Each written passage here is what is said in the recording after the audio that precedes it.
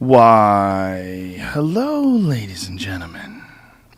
This episode of the podcast is brought to you by Audible.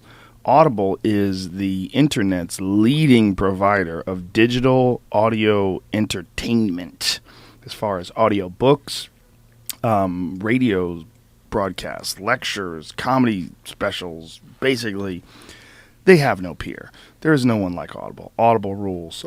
It is my favorite place to download audio books. They have over 150,000 titles. So essentially, you could probably do it until the day you die. If you really thought about it, like, how many books do you read in your life? Do you think you read 150,000 books? Probably not. But you could have 150,000 books read to you, and it's much less effort. And you can help people you read when you're not really reading. You know what I mean? It's like you can read while doing other shit. And that's the cool thing about audiobooks. If you're commuting, if you're on a plane, I have stopped in my driveway and listened to a book for like an extra 15, 20 minutes. Why? I don't make the best decisions in this life. But I enjoy it. I really enjoy Audible, too. If you go to audible.com/Joe, you can get a free audiobook, and you can get a free month of Audible service. It is really an excellent resource when it comes to audiobooks. If I could recommend one to you, what's a good one to recommend, Jamie? Bert Kreischer's Life of the Party was pretty good. What a great suggestion. Read by Bert. And the audiobooks, by the way, are crushing the reading books. Because much like Bert, his fans do not read shit. But again, you can get all the information. It's exactly as if you read it. So go there, pick up The Life of the Party by our pal Bert Kreischer, and enjoy the 150,000 plus other titles at Audible. A fantastic resource for people who enjoy audiobooks. That's audible.com/Joe for your free audiobook. And 30 free days of Audible service. Like how I did that? Audible service. We're also brought to you by Ting. Ting is one of my favorite. It is not just one of my favorite podcast sponsors, but it's also the official podcast phone. The phone that we use for the podcast for booking guests and stuff is a Ting phone. Why? Because it's, first of all, if you're economically inclined, if you're thinking about saving money, there's no better place than Ting. 98% of people, I'll say that again, 98% of people would save money with Ting. Why did I have to say it again? I say it again, I sound like a douche. Like when people say that, like the beginning of comedy clubs, they do this thing where they go, all right, everybody, you ready for the show? And then people clap, they go, that's not good enough. I need to hear. Oh, come on, you fuckhead. I hate it. It's gross. It's so foul. It should be abandoned and it should be outlawed. But there, I said it anyway. A lot of fucking people, how about that, would save money with Ting, including you. $21 is the average monthly bill with Ting. What is Ting, first of all? Ting is, they use the Sprint backbone. So it is just like having a phone on Sprint, a major network. And instead of doing it anyone else's way, when you rent time on a backbone, you can kind of do it your own way. And their own way is, the best way to look at it is like, it's very ethical. It's a very good deal. What they do is they provide you with excellent service, but they cut out all the bullshit. No early termination fees, no contracts. You pay for what you use, which I believe is the future of cell phone service. Now, the way it is with most people, if you are with a major network or a major carrier, rather, you pay for X amount of minutes per month, and if you go under that, you don't get any money back, and if you go over that, they charge you. You get charged, you get penalized. With Ting, you pay for what you use. If you use less, you pay less. If you use more, you pay more. And Ting, on their second year anniversary, for no reason other than the fact that they could give people a better deal, slash their prices. You can Google it, you can read the articles, I'll spare you the details. But I just love the way they do business. And I've heard zero complaints from any of my friends that use Ting. I have zero complaints about Ting personally. I think they're excellent. And if you go to rogan.ting.com, you can save $25 off of one of their outstanding Android devices. They even sell iPhone 5s. They have the iPhone 5. Yeah, you can get an iPhone 4, okay? Say if you're frugal. You get an iPhone 4 for $95, folks. And if you pay $95, it's yours. That's the other thing I like. I do not like when you buy a phone and say we don't need to name a provider, but say the phone costs $299. It doesn't really cost $299. It probably costs $600, but it says $299, and you pay $299 initially, but then every month you're paying a little bit of that phone off, so that if you try to cancel and try to leave, that's where the termination fees come from. That's where your cancellation fees. It's very tricky. It's like you're mortgaging a phone. Fuck all that nonsense. You can get a Samsung Galaxy S4 for $425. How about that? You can get the HT1 M8, which is an outstanding phone. $600, and it's yours. The Samsung Galaxy S5, the newest and greatest, $597. But when you pay that $597, that's it. It's yours now. You could do whatever the fuck you want with it. It's yours. Okay, you don't have to pay any more. You don't have to pay any less. Rogan.ting.com. Save yourself $25. It's an awesome service. We're also brought to you by Onnit. This is the last commercial. Onnit. Onnit is a human optimization website. What we sell at Onnit is essentially all things that I use. I have found over the course of my life and athletics and martial arts, I have found a bunch of things that have been shown through science, through people that are strength and conditioning experts that recommend it. What are you doing over there, Jamie? You just jumped up. Panicked. Thought some shit was on fire. Through science, through strength and conditioning experts, things that have been shown to improve physical condition, things that have been shown to improve cognitive function, which is a very controversial aspect. I mean, like saying something's going to improve cognitive function, meaning if you're one of the dumber people listening, that means it makes your brain work better. That sounds like it's going to make your dick bigger, right? This is where it's wrong. Have you ever had a day where you're like, I feel like shit today. I'm stupid. My fucking brain's not working. I can't remember what I'm supposed to do. There's days that you just don't feel right. And then there's days where you feel fantastic. I believe, and it's not just me, it's been proven through science and studies that there's a bunch of different factors involved in cognitive function. Here's a big one. Sleep. Sleep's a huge one. I mean, it's mega. Like 8 hours of sleep a night will change the way your body functions. If you can get 8 hours sleep a night, your body will have the ability to recover that it just is not going to get if you're doing 4 and 3 and 5 and 4 and 3. And it's just like you're breaking your body down. So sleep, number one. Nutrition, huge, gigantic, absolutely. Give your brain the ability to recover, give your body the ability to recover, and it's going to function better. Give it the nutrients it deserves, and it's going to work better. And some of those nutrients directly aid cognitive function. And we have, with Alpha Brain, taken the ones that we have shown or that have been shown through clinical trials, through anecdotal evidence that have been backed up by clinical trials, years and years, thousands of years for some of them, of use, of human use. And they have shown that there are some certain elements of nutrition that you can take that actually improve your memory, that actually improve the way your brain works. And if you're skeptical, you should be. If you go to onnit.com, click on the Alpha Brain link, and then click on the research page. It'll show you all the different tests with sources, with references that have been done on each of the individual ingredients. And then it'll also show you the Alpha Brain? That's what we need. Alpha Brain clinical trial. Obviously, I haven't taken any today. The Alpha Brain clinical trial research results. We have done one test so far, a double-blind placebo-controlled test, showed positive results. We're also doing a much larger one now. The first one was called a pilot test. You do it with 20 people. I think 3 or 4 dropped out, so it wound up being 16 people. But excellent results, especially when it comes to memory. Memory is a big one. It's one of the things, like when you're reaching for information, when you're trying to formulate sentences. That's where I feel that Alpha Brain really benefits me. It makes it easier for me to formulate sentences, and makes me easier for me to know what the fuck I'm talking about when I'm saying things. If you're skeptical, you should be. That's one of the reasons why we have the research page. It's also one of the reasons why Onnit has a 100% money-back guarantee on the first 30 pills for 90 days. Take it. Eat them all, say this stuff's bullshit. You don't even have to return the bottle. You get your money back. We're not trying to rip you off. We're just trying to sell you the best shit that we can find and all the shit that I use. If you go to onnit.com, that's ONNIT, use the code word Rogan, you will save 10% off any and all supplements. Enjoy!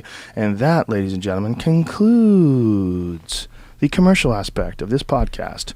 Now, we are going to talk to Isaac, a.k.a. Ike Haxton, super wizard poker player. Strap yourself in, ladies and gentlemen. The Joe Rogan Experience. Train by day, Joe Rogan podcast by night, all day. All right. Isaac Haxton, a.k.a. Ike. We're going to go with Ike. Is that your Ike friends? is good. Is that what your friends call you? Yeah. I want to be your friend. So all right. Let's go with Ike. Let's go with Ike. One of the things, you are a big-time poker player, travel all over the world, and there's a lot of people on my message board that are big poker fans and very excited to have you on the podcast. But one of the things they asked me to differentiate, because I bring this up all the time, that a lot of poker players are gamblers, and a lot of poker players are kind of degenerate gamblers. But poker is not really a gambling thing. It's more of a game of intelligence and a game of information and a game of strategy. Is that true? Yeah. Well, it's gambling in the sense that on any given day you win or lose money. If you're playing for high stakes, you win or lose a bunch of money. But it's not gambling in the sense that it's outside of your control. It's not like going to the roulette wheel and saying, I'm in a red sort of mood, let's bet on red and see what happens. So it's gambling in the sense that there's money at stake. It's not gambling in the sense that you are submitting yourself to chance and just seeing what happens. How did you get involved with, well, first of all, what are you, 28 years old? Yeah. 28 years old, and you are a world-traveling poker player. I mean, that is, first of all, awesome. I love it. Congratulations. It's been a lot of fun. I'm sure. Congratulations on really being able to craft that kind of a life, because I think that's excellent. It's really cool. So how did you get started, and how did you make this leap to becoming this, internationally known professional? Well, I've been sort of an obsessed game player my entire life. I started playing chess when I was 4. I started playing pretty seriously in tournaments when I was like 6. Played chess pretty seriously from 6 to maybe 13 or so. I was never really great at chess. Like, probably my greatest accomplishment as a chess player is 8th place in the New York State 3rd grade and under tournament. But so I played chess seriously for a while. Around 13, I reached this point in my chess career where it got really boring, where I was just really solidly the second best player in the county.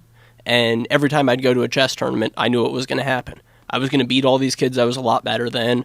I was going to play this dude Nick in the final, and I was going to lose. Why would Nick beat you? He was better than me. He studied harder, and he had a sharper chess mind than me. Something that I never really got past in chess was that it's really easy to make one small mistake and end the game. And poker is a little more forgiving of slight oversights. Like in chess, you think through a move, it looks pretty good, you make the move, and then right after you made the move, oh fuck, bishop takes knight and I lose. And poker is not quite the same. In poker, you make a comparable blunder, and you bet the river, and you think this is a pretty good bet. You're going to beat a bit more than half the hands that call you, and then you think, oh shit, actually, he can also have played King Jack of Spades this way. This was a slightly bad bet rather than a slightly good bet. And it doesn't end your tournament to have made a slightly wrong play in poker the same way it does in chess. So I think my brain is set up better to be an extremely good poker player than an extremely good chess player. Would it be a relevant analogy to say that playing poker is like more of a game where you restart every time? Yeah. Whereas chess is like a sword fight. Like you get one chance to not get stabbed. If you get your arm cut off, you're going to die. Yeah, that is actually a pretty good analogy. So when you play poker, are you the type of guy, like, when you, like, read a person and you have an idea that you have a big advantage, will you then take a big chance? Will you then gamble, or are you a conservative, calculated sort of a guy?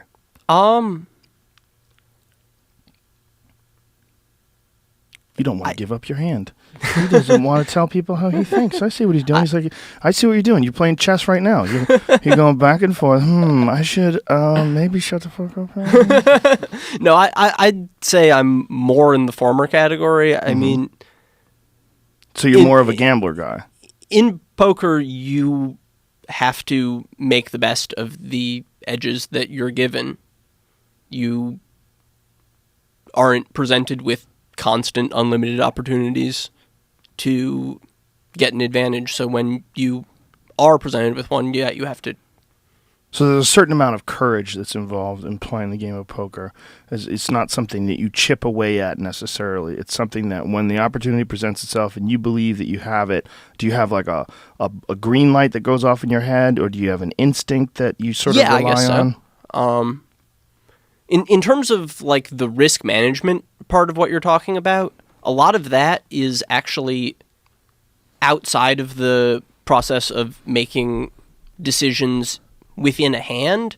So like in terms of risk management, a lot of that is like managing the stakes you play relative to how much money you have. So if I'm playing a cash game and it's a game where you buy in for $5,000,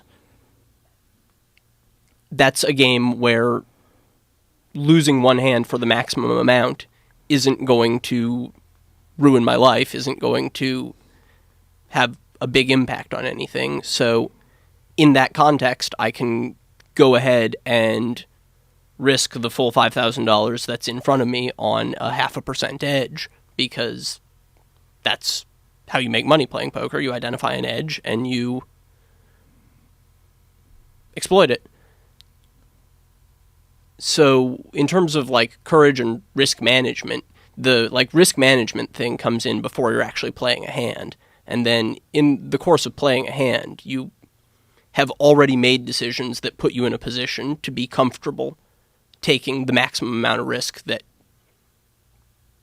you could be confronted with after that point. Is what I'm saying making sense there? Yes, totally makes sense. Okay. So you're more inclined to take a big chance if you're betting a small amount of money. That's what you're saying, for the small amount of money going in. Now, when you go, what's like the biggest buy-in that you've ever had to play? For a tournament, it would be $1 million buy-in. Oh, Jesus Louises. Wow. So when you do that, I see you're sponsored by PokerStars.net. Does PokerStars pay for a portion of that? Did they give you a piece of the action? How's that work? PokerStars does not, but part of my contract with PokerStars does involve getting a certain amount of money per year that is earmarked toward buying into poker tournaments, but they're not like explicitly staking me in the poker tournaments. It's just my compensation for So you're representing the company. So your compensation is essentially up to your management discretion. Yeah. So So when I play something like $1 million buy-in poker tournament, what I do is I take on investors who are typically other professional poker players, and they buy shares of me in the tournament. They put up a fraction of the buy-in, and if I win, they get a fraction of the winnings. Oh, that's fascinating. So you guys kind of back each other. Yeah. So if you go into a poker tournament and there's maybe 20 guys, it's conceivable that you and the guy you're playing against in the finals have a piece of each other. Yeah, that happens somewhat often. That's a big thing in the world of pool. But pool, they do it in billiards, professional pool, because they don't make as much money, and so they kind of like make a saver. That's what they call it. So, like, say if you and I were to play in the finals and it was a major pool tournament, it depends on the agreement, but we might make a 50-50 or 60-40 split. So we would play our best, but you would know that no matter what, worst case scenario, even if you lost, you were going to get 40% of the purse. Right. The same thing also happens in poker tournaments, in addition to what I was describing where people sell action before the tournament starts. There are also often deals made toward the end of the tournament. So I was recently playing a tournament in Las Vegas, and when we got down to 3 players left, it was me and 2 other guys who I think are also really strong poker players. And we agreed that rather than play it out, we are going to just divide up the remaining prize money according to how many chips each of us have and call it a day. Wow. Does that bother people? Is there an ethical quandary involved in that? I would say there's a vocal minority of people who are bothered by that, and that most people are not bothered by it at all. That's something you see happen everywhere, from the very highest stakes tournaments in the world to a weekly $20 tournament, that at some point people will agree to a chop. It can be a partial chop where they just take out some of the money, like the saver sort of thing you were talking about, or it can be a complete chop where they just split up the prize pool and call it a day. But the vocal minority, what is their argument? Like, what do they say? They say you guys are ruining it. This is like, poker's supposed to be about gambling and chance, and that's where the excitement comes in. And that, or it's supposed to be a pure competition. It's not supposed to be about this deal making. It's supposed to be you go in, you compete, the best or luckiest player wins, and that's the guy who gets all the money. Now, the vocal minority, are they the spectators? Or are they the actual players themselves? Are they the commentators? Are they the guys who More write? often, it's the spectators and the media than the people who are actually in there playing on a day-to-day basis. Same thing with billiards. Yeah. That's interesting. So the spectators feel like it's not as exciting for them? Is that the idea? That So they want to see one guy win $1 million and one guy win dog shit. Yeah. And I mean, that's understandable, right? Like, I guess. Yeah, I don't know, man. I mean, I think I'm too close to stuff like this to see it objectively, because I'm friends with so many pool players, and because I don't, I think people should be compensated. I hate the idea of a winner-take-all thing. right. Because there was a big pool tournament called the Tournament of Champions, and every year the winner gets a good, for pool, I think it's like $50,000. It's not much for poker, but everybody else gets dog shit. So of course people yeah, do this they safe chop when it they up. get heads up. Yeah, they definitely chop it up. So the people that are the commentators and the spectators, like you say, a vocal minority, is it only a small percentage of the commentators and spectators? It's hard to tell because the people who don't object aren't saying anything about Right, it. But that's a good I point. would guess, it's only a small percentage. Now, there's no rules against it, though, right? It's not like something you guys have to do on the sneak tip. There are some tournament venues that won't enforce the chop, which means at the majority of tournament venues, you say to the tournament director, we've agreed to this chop, pay each of us this amount of money. At a minority of venues, you can't do that. You say that, the tournament director says, I don't want to hear it, you have to play the tournament out. And then you do it on your own. And then you have to do it on your own, and then you have to trust the other people at the final table to honor the agreement and turn around and hand you the cash right after the tournament. Has anybody ever not honored that agreement? Very rare. Very rare. I can't think of a circumstance where it was like a handshake deal chop at the final table and then somebody just didn't pay. I couldn't. That would be a disastrous thing for that person. There have been a handful of cases where somebody has made a backing deal and then refused to pay out their backer. Whoa. There was a really high-profile one with the guy who won the World Series of Poker main event several years ago. Jamie Gold got taken to court by a guy who claimed to have a backing arrangement with him and had, voicemails saying, yeah, I'm giving you this amount of money for 50% of your winnings. And then after the fact, Jamie Gold's like, nope. Why did he say that? I don't know. He was a pretty weird guy. Is he dead? Still is. He's a pretty weird guy who I have considerably less exposure to lately because he has more or less moved on from the poker world. Well, Jesus Christ, he won the World Series of Poker. Won the World Series of Poker main event, had a big dispute with a guy who claimed to be entitled to a big share of his winnings. And then just faded out of poker because of that? Not because of that. Lost back a lot of what he'd won playing in tournaments and cash games, and Just decided, fuck this game. pretty much, yeah. How do you get to...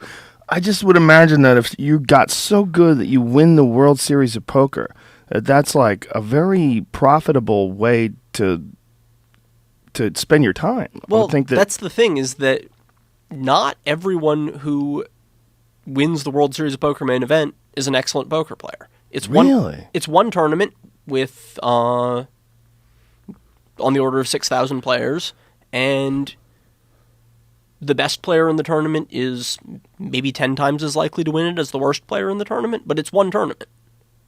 So it's possible that a middling tournament player can win the World Series of Poker. Happens all the time. Wow, I never knew that. Oh, yeah.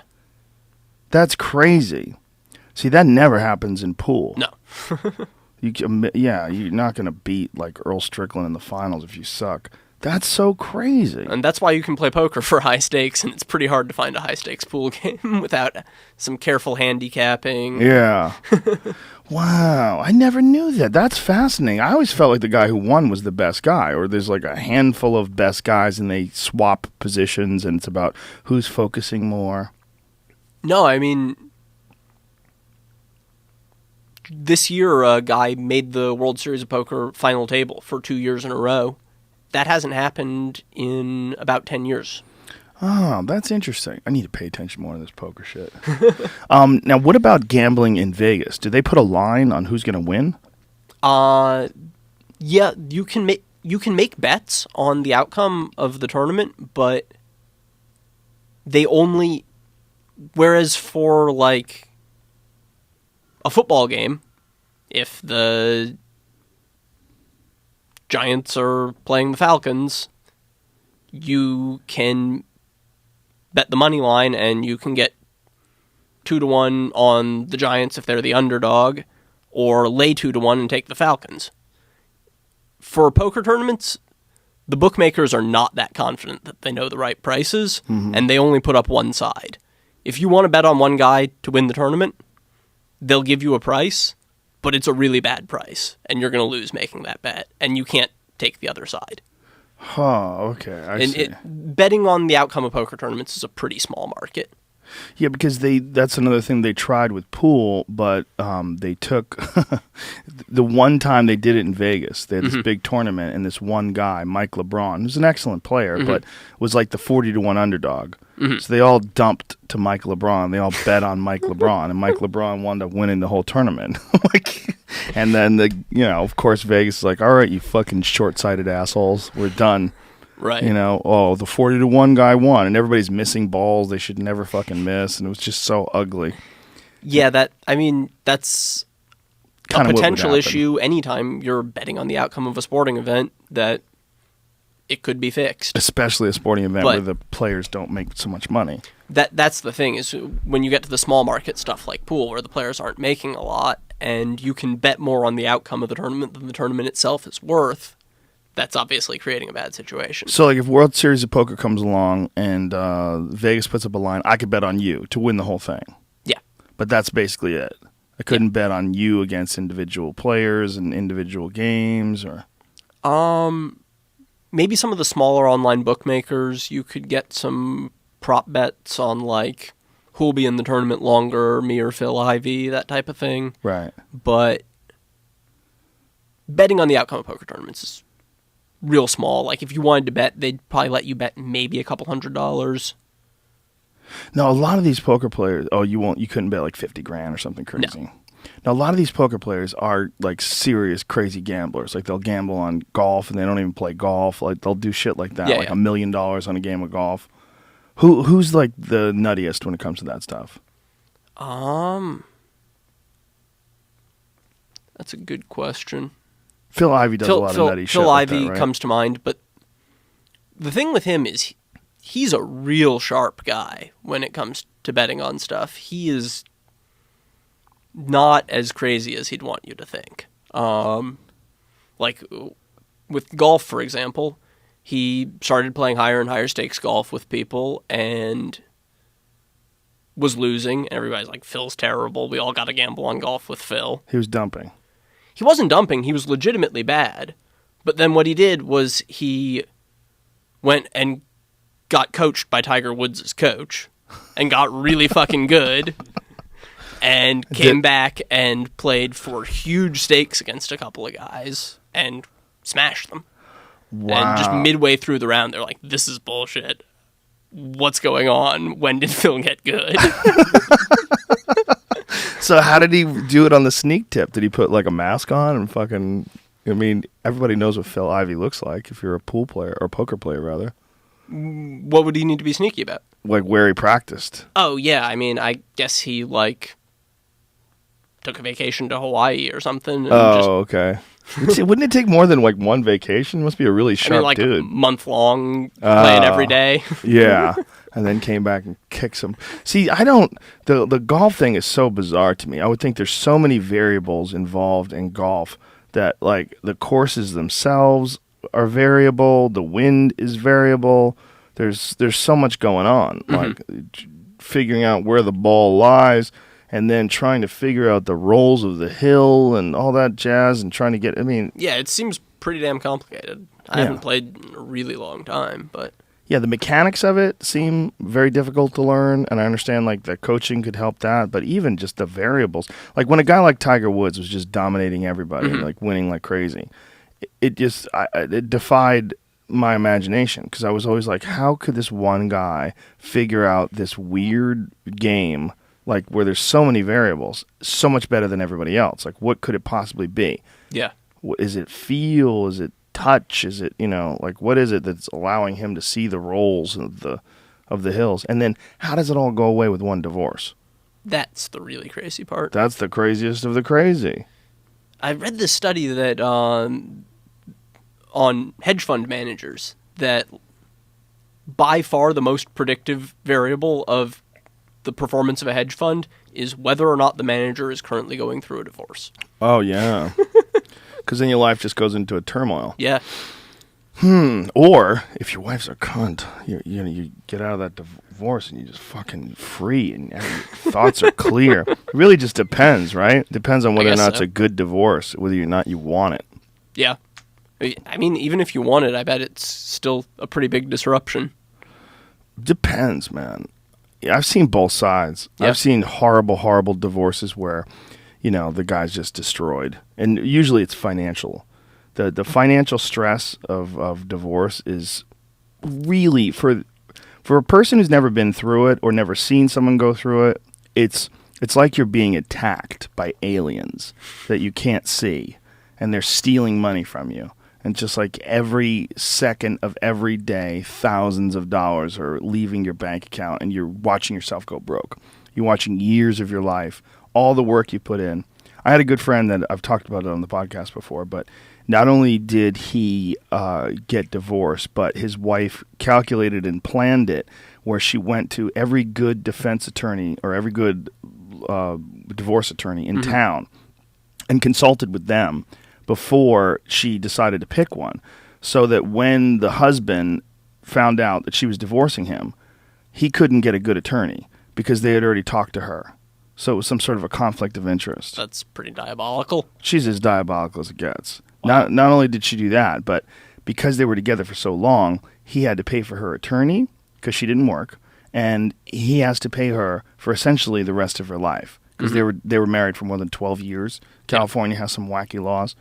So the only way it'll be different is if she remarries, which of course she never would, because she would lose her sweet paycheck that she gets every month. I watched this guy like age 10 years in 2 years. He probably aged 10 and just was pulling his fucking hair out and going crazy, and it was never over. I was like, are you out yet? Is it over yet? It's like, no. She's renegotiating. She's changing the terms. She's doing it. And she was doing it because he had to pay for her lawyer as well. So she just dragged it out as long as possible. She dragged it out for almost 2 years. This poor guy got destroyed. So for him, yeah, I would fucking I wouldn't bet on him playing golf.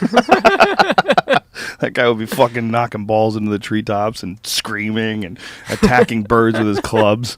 Yeah, it's devastating for people. I mean, and when and women want to know why guys don't get divorced. Maybe they know somebody like that, or Tiger Woods. Yeah. Poor bastard. Not really though, right? He's still fine. Yeah, I think he'll make it. Yeah, he'll make it. He's just he's not Tiger Woods anymore, right? Yeah. Like how many golf tournaments has he won since the divorce? I don't really follow golf, but I don't think it's many. Wow, it's so weird. Do you follow it, Jamie? Yeah, he's won a few. Yeah. He's recently coming back from an injury right now. Yeah, but I just saw something the other day. They say he's got about 10 years left in his career to catch Jack Nicholson How do you get an injury playing golf? back. I mean, there's a lot of torque in that swing. I I could see guess. it throwing out your back. Fucking pussies. Jesus Christ. You're playing golf. I would surely get injured playing golf. I'd just hit myself with the club. Well, that's if you knew what you're doing, I bet you wouldn't. So, you're 28 years old. How long have you been a professional poker player? I've been playing seriously and making money at it about 10 years. Filing taxes as a professional gambler since I was 18. Wow. I was in school and only sort of playing part-time for the first few of those years. So 6 to 10 years, depending how you count. So I you were guess. doing it through college? Yeah. And at one point in time when you were in college and you were in the middle of some stupid course you didn't really give a fuck about, where you're like, you know what, I think I could be a goddamn professional poker player. Definitely. That's what it was? Second semester of my junior year. Poker was going great. School was not. I was studying computer science, which at one point I was pretty good at. I thought, this is the thing for me. I'm going to get my undergrad degree in computer science. I'm going to go to grad school, do some more computer science, and become a professor, work in research, something like that. I thought that was my career.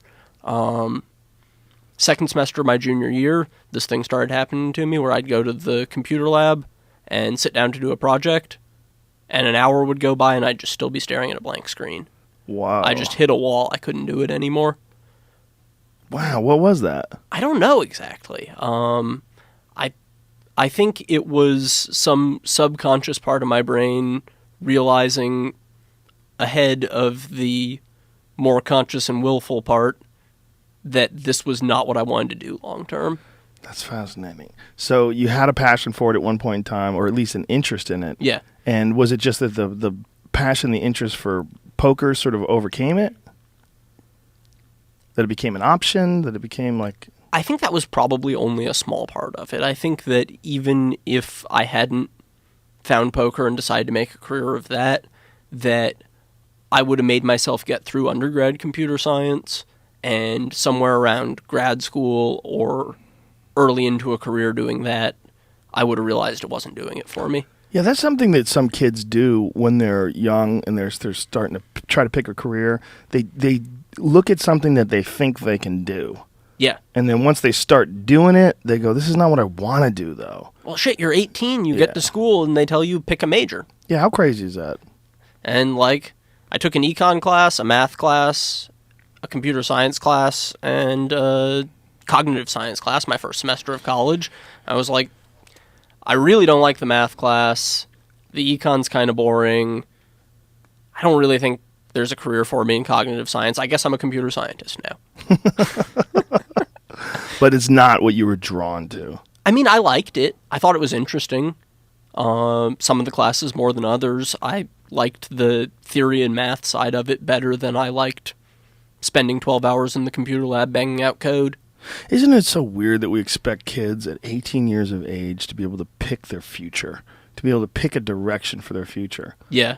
It's just so bizarre. I can't imagine going through that again.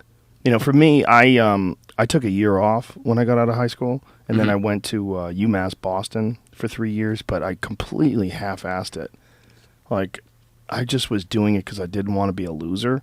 So I was going to school with no idea whatsoever how I was ever going to fit into any traditional work environment. And all the while, I had a sort of a career because I was teaching martial arts, and I was teaching it at a high level. I was teaching it in Boston University, and I had my own school and everything like that. But I was still going to school, and I was like, what the fuck am I doing? But at least I had like some things that I was interested in. But I had friends that were going to school, and they're like, well, I'm going to be an electrical engineer. And I'm like, is that what you want to do?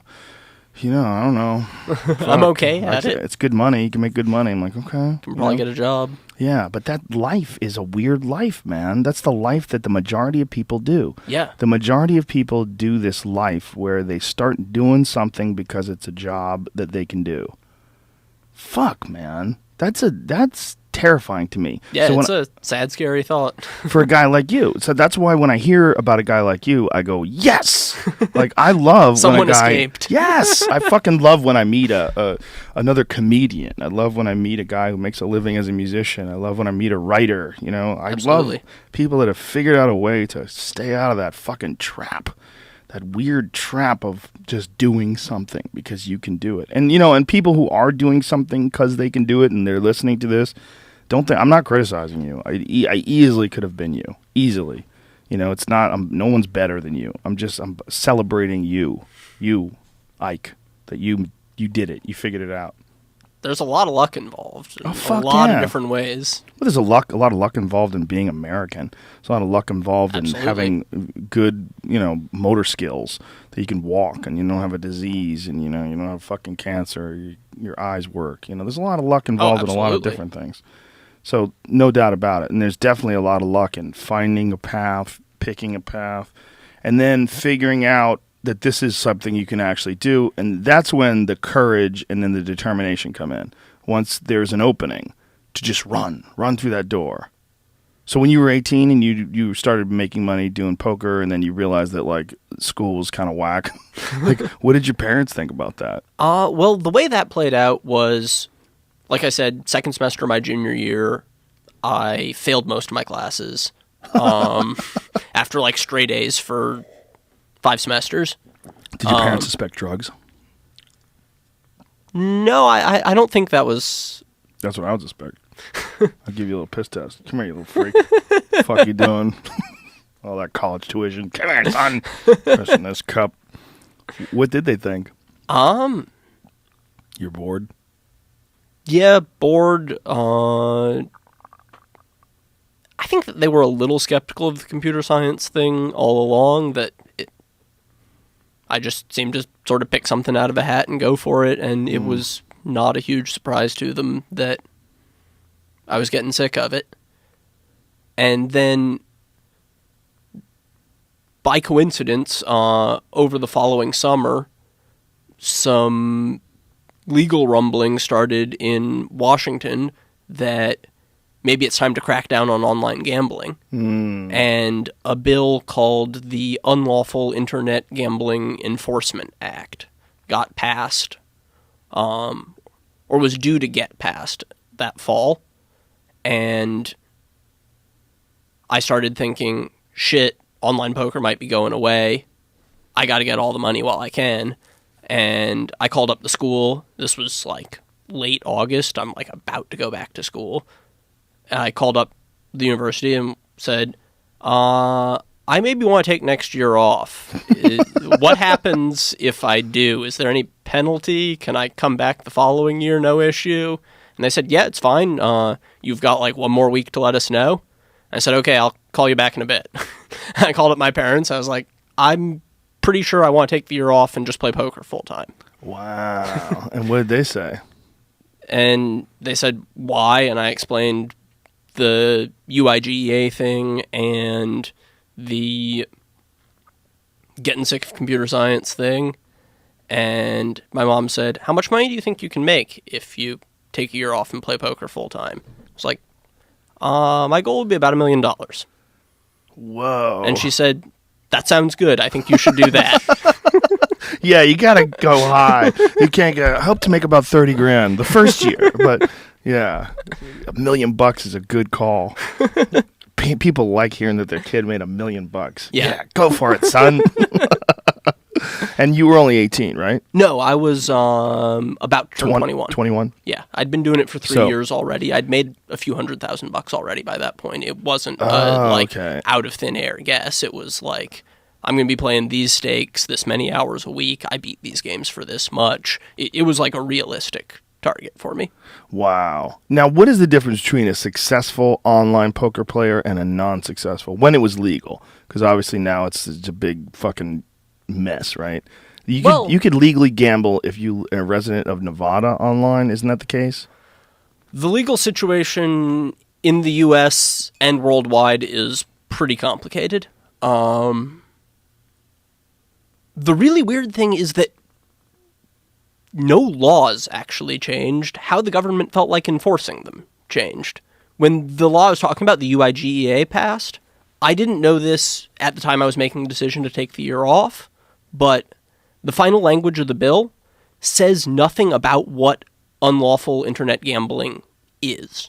It assumes that that's something that somebody else already knows and provides for enforcement against the banking and credit card transactions that facilitate illegal online gambling. It's in no way clear what illegal online gambling in the U.S. is. What? That sounds so crazy. There are no federal laws about online gambling other than this Anti-Illegal Online Gambling Enforcement Act.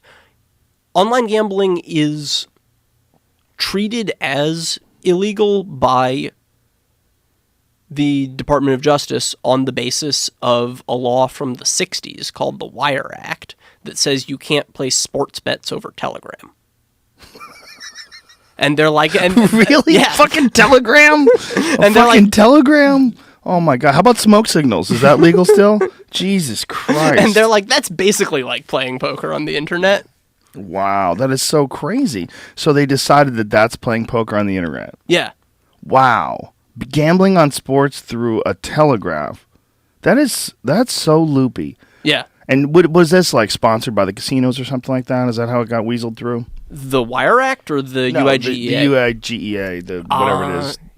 Them cracking down on it. Had to be, right? Probably. It's hard to tell. The casino lobby is really fucking powerful in America. Oh, yeah. I imagine. A lot of goddamn money involved. A lot of money involved. Donate a lot of money to both political parties.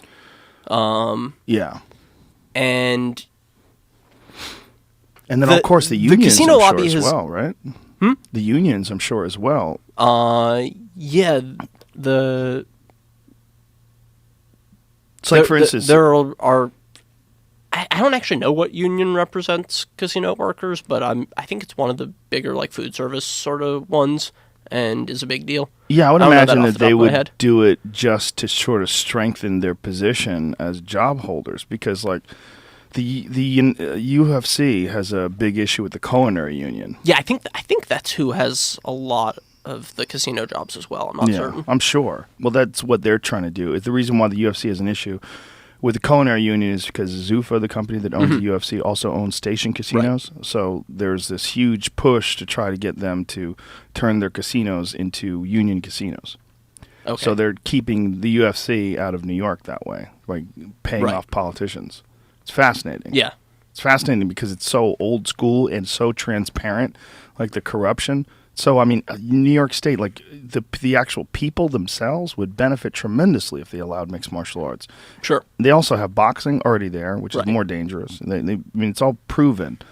And they still, for whatever reason, have been able to bribe these politicians transparently. Yeah, all that shit is just a power struggle over the money, it seems like. Yeah, and so they just try to keep online poker. For online gambling, it was the same thing. The casino lobby in the U.S. has gone through a few stages in what they think about online gambling. At first, they just ignored it, didn't give a shit.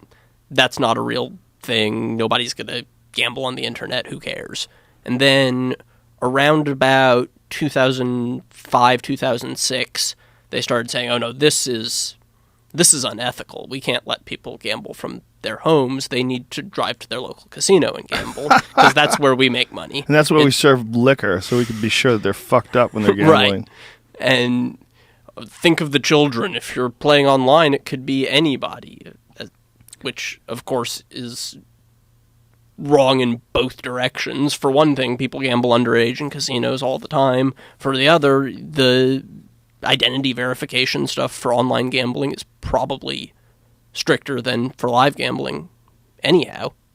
That's pretty interesting. Is it? I didn't know that. So, like, what do you like? What's the online thing? Like, what do you use? You have to show a photo of your credit card. You have your driver's license, it rather. Varies from site to site and ramps up if there's more money involved. But how would they know it's you and not just someone who has the information? Like, if you're a 16-year-old kid, you grab your dad's information and just start entering it in. You need more than a credit card. What do you need? It depends on the site, but like copy of photo ID, utility bill. You might need to answer a phone call on a landline associated with the address you claim to be Yes, playing this is from. Mr. Haxton. My son Ike. Why, Ike is not the one who's making this gamble. It's me. My name's George. I'm 50. You hear the bass in my voice, son? And yeah, obviously you can get around anything. Yeah, But making a phone call, that seems like so fucking old school. yeah. That's such a weird way to verify, isn't it? I mean, it's one layer of a whole bunch of different shit that they do to... If it's on a landline, it demonstrates that you are physically in the place you're claiming to be. Right. Okay, that makes sense, I guess. But it seems like anybody could just be on the phone, unless you're FaceTiming. Yeah, You know? I mean, that's why it's only one aspect of it. Then you just have to hire a makeup artist to fucking do you up like your dad. That internet gambling thing though, it was a big crackdown because I remember it. I remember at one point in time, you used to be able to gamble on sports online. Oh yeah, Guys used to play poker for money online. It was really common, and there was even some websites that were I'm sure they're still around. Bodog, are they still around? Bodog in the U.S. has become Bovada and still Bovada. exists. What is Bovada? Bovada is the entity that they spun off of the main Bodog corporate entities because operating online gambling in the U.S. is so risky that they have basically set up their corporate fall guy of Bovada, which is what gets fucked when inevitably continuing to take bets from the U.S. eventually goes poorly. Oh, I see. So they're just kind of like setting up a straw house to blow down when the shit gets, but they're meanwhile taking money out of the straw house and putting it in this big stone mansion somewhere that's under a different name. And yeah, Bodog, I shouldn't say any of this too confidently. I haven't been paying close attention to it, but Welcome I think to Bodog, what we do on the podcast every day.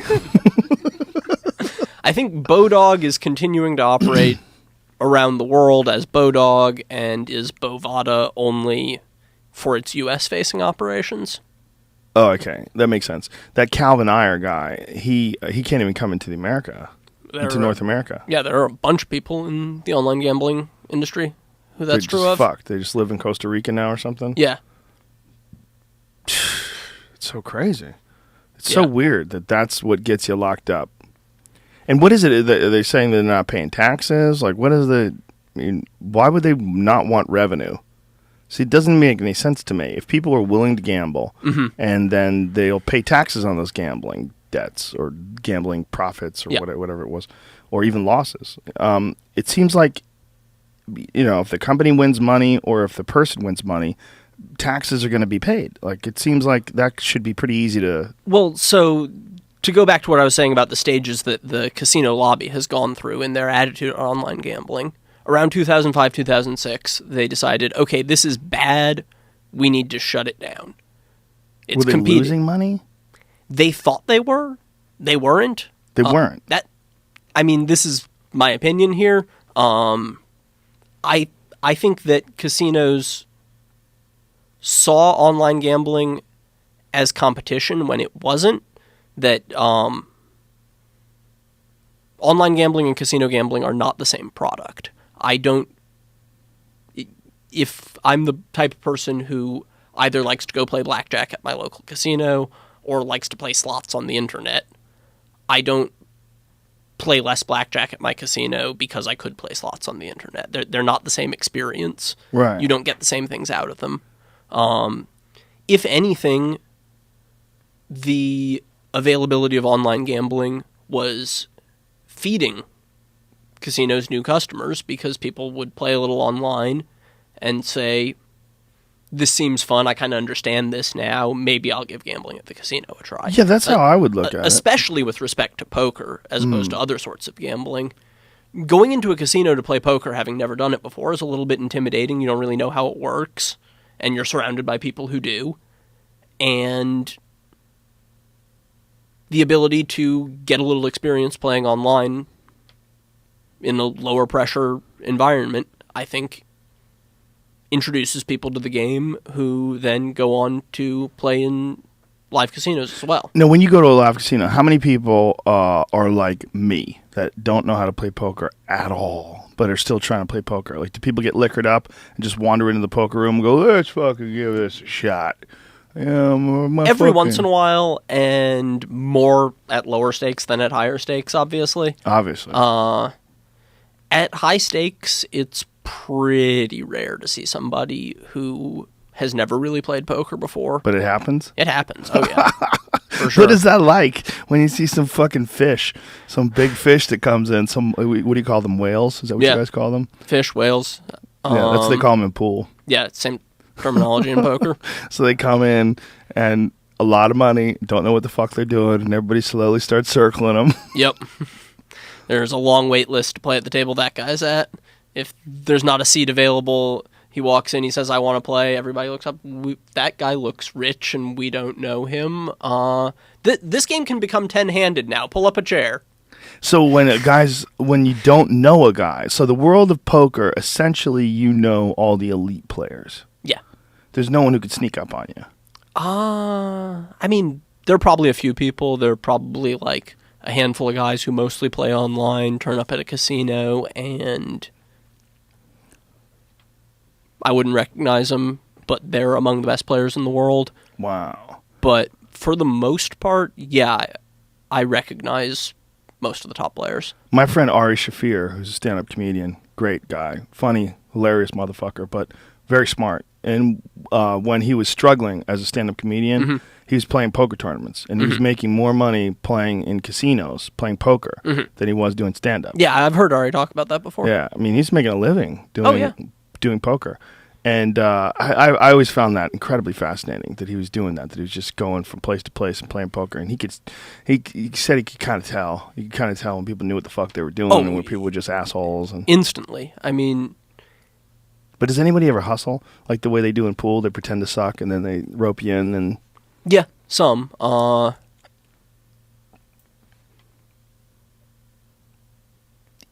It's more common, I'd say, at the mid-stakes than at the highest stakes, just because the world's too small to get away with it much at the highest stakes. Yeah, the highest stakes, how many guys are there in the world that are just elite? Dozens to hundreds, depending on how you're counting it, I guess. So hundreds, maybe. Maybe. But out of those hundreds, you're aware of all of them, you think? Pretty much? And if you're not, the overwhelming majority, if I'm not, it's because they're playing in games that don't have a lot of intersect with the games I'm playing in.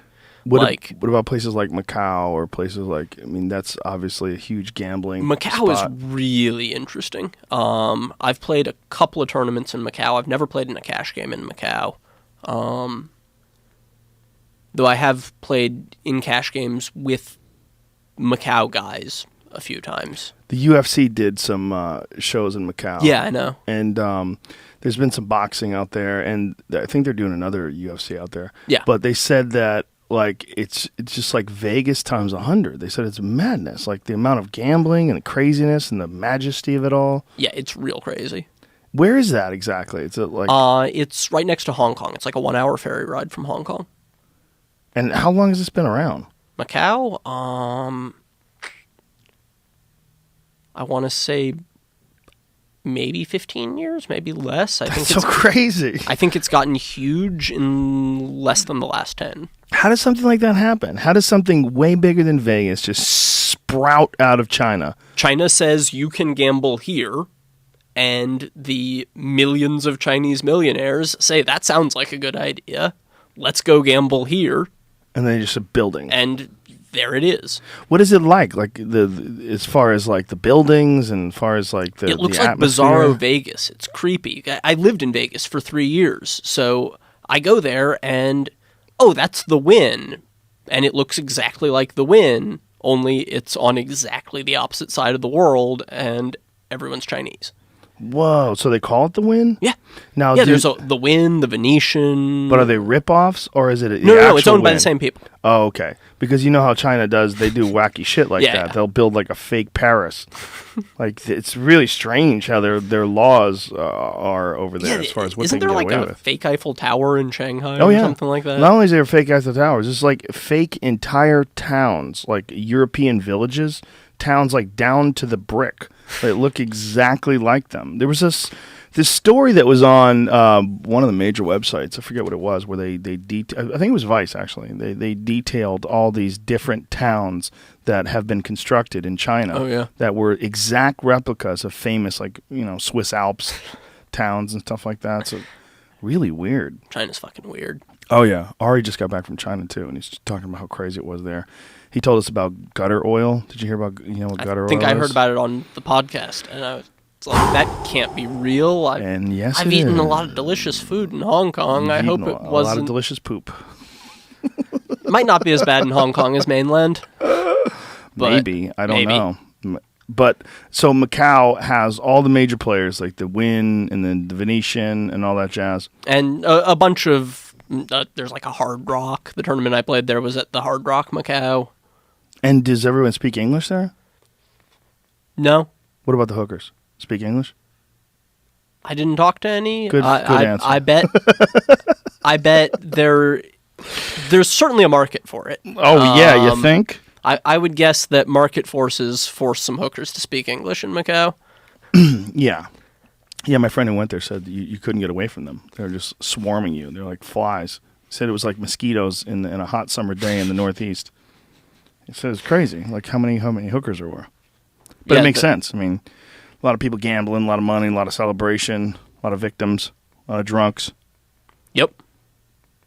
I just can't believe that something like that can just explode out of it. Like, I never even heard of Macau until maybe 2 or 3 years ago. Like, I remember peripherally reading about it online, something like that, and then I heard about boxing matches being held there. And Yeah, I basically didn't know anything about it till poker took off there maybe 4 or 5 years ago. So you're 18 years old, you start playing poker, you're 21 years old, you tell your parents, you know what, fuck it, I'm going to give it a go. Yep. I'm going to try to make $1 million in the first year. How much did you actually want to make in that first year? 1.6. Kapow! Jesus. Goddamn, son. Whoa! A couple months after I said that, I played in one of my first ever big live tournaments and finished second for like 850,000. So I got a bit of a head start. Wow. Jesus Christ. So everyone was happy at the Haxton household. Yes. Yeah. Yeah. They were okay with my plan. So then from there, do you just go guns blazing and just I went back and I finished school. I only had a year left. So damn. You won $1.6 million and went back and I would have told school to suck my dick. I would have called them up.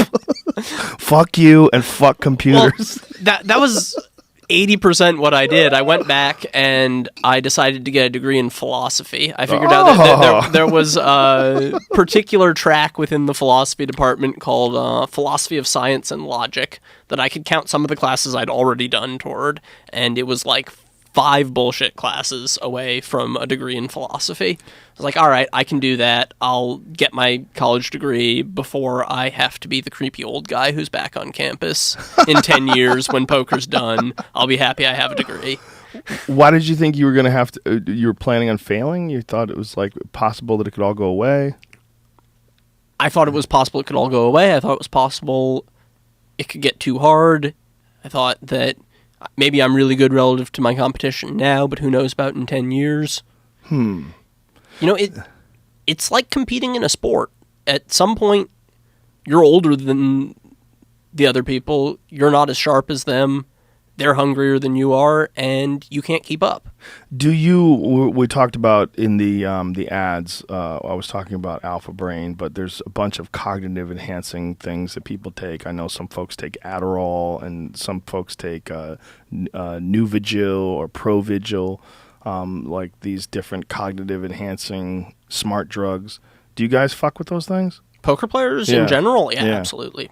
Like what is like the most common stuff? I mean, caffeine Huge. has to be number one. There are waitresses walking around serving coffee at poker tournaments. Really? Yeah. So And instead water of and booze too, booze right? if you want it. How many guys get liquored up while they're playing? Seems like a bad move, right? In terms of like high level competition, the biggest tournaments, essentially nobody. Cash games in a casino on any given night, it's reasonably common. Right. So, what do most guys take besides There are plenty of people who take Adderall or Ritalin. Ritalin? I mean, That's a speed too, right? yeah. It's another one of the anti-ADHD sort of things. Right. Provigil is not unheard of. I fucked with that a little bit in college for studying and found that I just didn't really like it very much. I want to send you some Alpha Brain. See if you like it. A bunch of my friends use Alpha Brain. Yeah, that's a good one. Another good one is there's a stuff called Neuro One. Have you ever heard of Neuro One? I've heard you talk about it before. No, it's Bill Romanowski stuff. Right. It's really good as well. There's a bunch of companies that are selling these cognitive enhancing formulas now, and especially now that Alpha Brain has become really popular. It's become super popular to sell these blends because there's like different things like paracetam and choline. There's all these different things that have been shown to have positive effects on cognitive function. A friend of mine at a tournament a couple months ago gave me something called Smart Caffeine, which is just caffeine and L-theanine. Oh, okay. And I thought that was awesome. I've Yeah. been taking some L-theanine recently. Do you paracetam? You ever mess with that stuff? I haven't. I've heard good things. A few of my friends use it. Yeah, I like it. It's One of my interesting. closest friends in poker is JC Alvarado, who I Oh think yeah, you okay. know a bit. Yeah, he's on my website. I Yeah, met yeah. him. Yeah, I met him a bunch of times. Cool guy. Yeah, he's an had awesome guy. Great things to say about you. He said that you were probably the best heads-up player, one-on-one player in the world. What do you think about that, fella? I'm definitely in the running. I mean, So what is it different between playing heads-up and playing, like, a large tournament, like 30, 40 people? well, Besides the obvious. Like, what's the strategic difference, like how you approach it? it's simpler, which doesn't necessarily mean it's easier. It means it's easier to get really in-depth in how you're analyzing it, and the same situations come up over and over again because it's only two players. And if there are 9 players at the table, that's 9 different people who can do something different every hand. And similar situations don't come up nearly as often. Whereas when I'm playing heads up, 2 hours into playing a guy, I can be in the spot where I'm on the button, he's in the big blind, I raise, he calls, flop comes down, he checks, I check, turn comes down, he bets, I call, river comes down, he checks, it's on me. This exact situation, not the boards that have run out, but the betting action, that situation has come up already 20 times in the match that we're playing, and I can have a pretty clear idea of in this exact spot, this guy traps a little bit more than my average opponent. He's going to take this line with a strong hand more than some other people will, so I can't bluff him as effectively, or I can't make a value bet with quite as weak a hand as I would against some other players.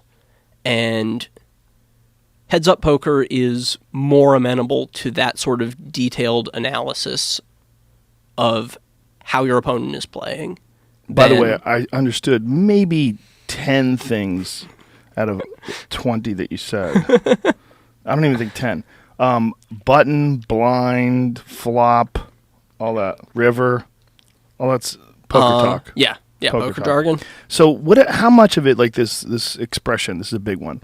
The big one is a poker face, having a poker face.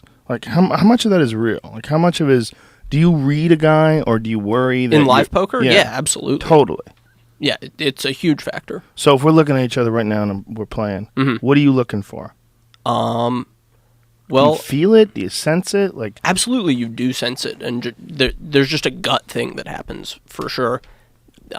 You just look at somebody, and he just doesn't look that comfortable, or he does look comfortable, and often there's just a general sort of feel you get from somebody that is difficult to put words to, but that the top players are confident when they get those gut feelings and go with them. But there are specific things you can look for too. Like you want to first get a sort of baseline reading on people's posture. Like look at them sitting at the table when they're not playing a hand. And then having done that, you can observe shifts from that. Like somebody will, I'm bumping into the mic here, but somebody will get up closer to the table when they're interested and invested in the situation. Or you can even see somebody make like a micro gesture of recoiling in frustration when a bad card hits the board or you make a bet that they don't like. And you can see little movements like that. You can read somebody's pulse in their neck. what? Yeah. So you see, so you're staring at someone's neck. In that sense, it'd be good to be a fatso, right? Yeah. You A got a bunch lot of of people wear covering. scarves while they play so that you can't. What? Yeah, all the top That's German crazy. guys now are wearing scarves while they play because Fucking Germans. no joke. Oh, that's so crazy. So you look at a guy's pulse in his neck, and what Yeah. are you looking for? The amounts of beats? To see if you can you see can how fast see it's it going? faster or like the blood pressure raising when they're really tense, Wow, that's crazy. I never would have thought that. or how deep someone is breathing. You can watch the rise and fall of their chest. Wow. One thing people do is people tend to be a lot more still and tight when they're nervous and move around a little more and are more relaxed when they're comfortable. And so when somebody is trying to just keep it together and put their poker face on, look the same way they always look, but they're actually really comfortable because they've got a great hand and they're about to win. Wow. You can sometimes see their leg will start pumping. They'll start tapping their foot real fast. They'll be keeping everything above the table still, but their leg will start going real fast. Wow. Now, what about someone faking all that stuff? That happens all the time. Does it? Oh yeah. Like in what way? Any of those things. Like Like if you ever now seen- that I've just said I look at people's legs while they're playing, I'm going to be playing against somebody in a couple of weeks, and he's going to be bluffing me on the river. He's going to start tapping his foot because I've just said that that's something I'm looking for evidence that they're strong. So when you see someone, Or like I'm sorry, keep going. a thing I used to do sometimes. I feel like I can't get away with it as much now because people know who I am and expect me to be pulling some bullshit and in control of my physical stuff. But something I would do is I would sit like this while playing in with general. a hand on your face. And Like when I resting. wanted to fake being nervous, I'd lean into it. And you can like see my cheek go a little white where my knuckles are making contact with my face. And that would make you look more nervous? Yeah. Do you practice this stuff in front of a mirror? Yeah. I mean, why not? If you can make $1.6 million your first year, I'd practice a lot of goofy shit Yeah. too. Fake tells can be real subtle. Like What about guys that play with sunglasses on? Is that super common? it's very common. Tells from your eyes it's a factor, but it's not one of the biggest ones. Because you're used to people looking you in the eyes. You're practiced at lying with your eyes. You know people are looking at your eyes. Isn't that an Eagle song? You can't hide your lion eyes. Sounds like an Eagles song. I believe it is. So So the glass is not a huge factor. not a huge factor. What's the biggest one? The lips? The neck? hands, general posture, legs and feet even. People are not on top of that one. How many times have you been faked out by fake tells? It's hard to tell. You don't necessarily know it was a fake afterwards, because sometimes it's not fake and you're just wrong. You're wrong in your hand, you mean? The tell is genuine, but you interpret it incorrectly. Somebody's not actively faking you out, but like none of this is an exact science. Like I see somebody's pulse go up. I know for sure their pulse is up and that they're feeling something intense right now. It could be that they have a flush. It could be that they're really excited about their great hand, or it could be that they're really stressed about the big bluff they're making. Right. So you know something's going on. So yeah, you get these physical signs, but there's not a direct path from that to knowing exactly what they have. Do you believe in psychic energy? Do you believe that you can read something from a person other than just tells? That's a tough one to answer. When you use the phrase psychic energy, I'm inclined to say no, because that sounds kind of magical and crazy, but I definitely believe that there is very subtle, nonverbal communication that happens between people that is sometimes involuntary, that you know things about what's going through the mind of somebody you're sitting next to, and it's hard to tell exactly how and why you know. I mean, I think that's... Like what? Give me an example. Like in what sense? I mean, whether at the poker table or in any other context, when you are reading people's moods and thoughts all the time. You can tell when somebody is feeling relaxed and happy. You can tell when they're stressed out. You can tell when they're focused and thinking hard, or when they're spacing out. Right, that all makes sense. Like you interpret regular human movement, communication, behavior patterns and such. But I would say that one of the best sort of pieces of evidence that being a psychic doesn't exist is that there's no psychics that just become poker players and start fucking cleaning up. Yeah, I mean, clearly there's nobody who can just sit across the table from you and read your mind. Yeah, because every time if there were accurately. really psychics, that would be the place where it would show up as poker, right? Sure, or, I mean, any of a number of other places where you could make a killing or otherwise be very successful and powerful based on that ability. I mean... Yeah, there'd be a lot of them. Stock market would be a good one. Playing the lottery, obviously. Well, that's getting into predicting the future versus reading minds, which, I mean, I don't think anybody's doing either of those things, but reading minds seems marginally more plausible than predicting the future. Yeah, right? I mean, that's a different kind. But reading the future is kind of interpreted as psychic, right? Isn't it? Sort of? I mean... In some way. They're similarly crazy powers that some people claim to have. Does socially, does that it seems to me that the ability to read tells and the ability to be so tuned into it because it's part of the game of poker, does that carry over to social communication? Do you notice things more in the way people, we all know when someone's a bullshitter, right? Yeah. We all know when someone bullshits you and tells you a story that's a little fucking screwy. I mean, we kind of have this weird sense just based on the data that we've accumulated over a lifetime's worth of communicating with people that something's off here. And also, if you've communicated with a bunch of bullshitters, you kind of recognize it. Yeah. So we feel that being a good poker player makes you a better social reader as well. I think so. I think probably not by a giant margin, but yeah, I think I'm probably a bit above average at that.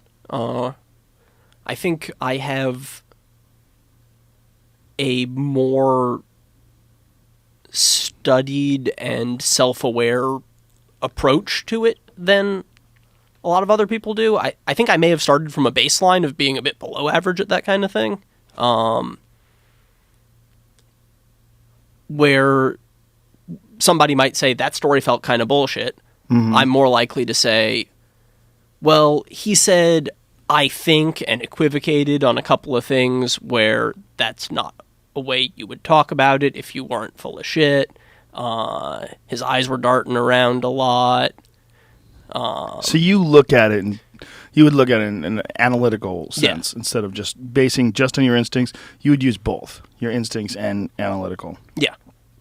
Yeah, there's something. I'm one of the main things that I'm fascinated with poker is the ability to read minds, or read tells rather, the ability to sort of get this sense of where a person's going with things. Get this sense. I think that's fascinating because I know that exists in real life. I know it does. Sure. I know it exists. Like that thing exists with human beings. I just don't know exactly what it is. I've always wondered. What exactly is going on when people are looking at each other and something's off. Yeah. Just like this a sense.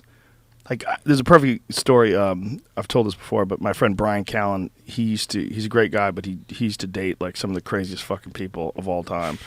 He's had a bunch of crazy people in his life too, and I would hang out with him, and he would have this guy over, and I'd be like, "What do you do? This guy's a fucking bullshit artist. Like, what do you do?" He couldn't see it for whatever reason, just couldn't see it. Yeah. And he introduced me to this girl within 5 seconds. Like, he goes, "Hey, this is blah blah blah. This is my friend Joe."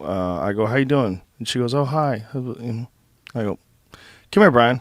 And I pulled him aside. I go, "She's fucking crazy." I go, "Get out right now. Whatever you're doing." He goes, "No, she's not crazy. She's just nervous to be around you." I go, "Dude, trust me. I have a spidey sense for like real crazy." I go, "That girl's fucking crazy." Turns out, of course he didn't listen, moves her in, blah, blah, blah. Turns out she's on meth.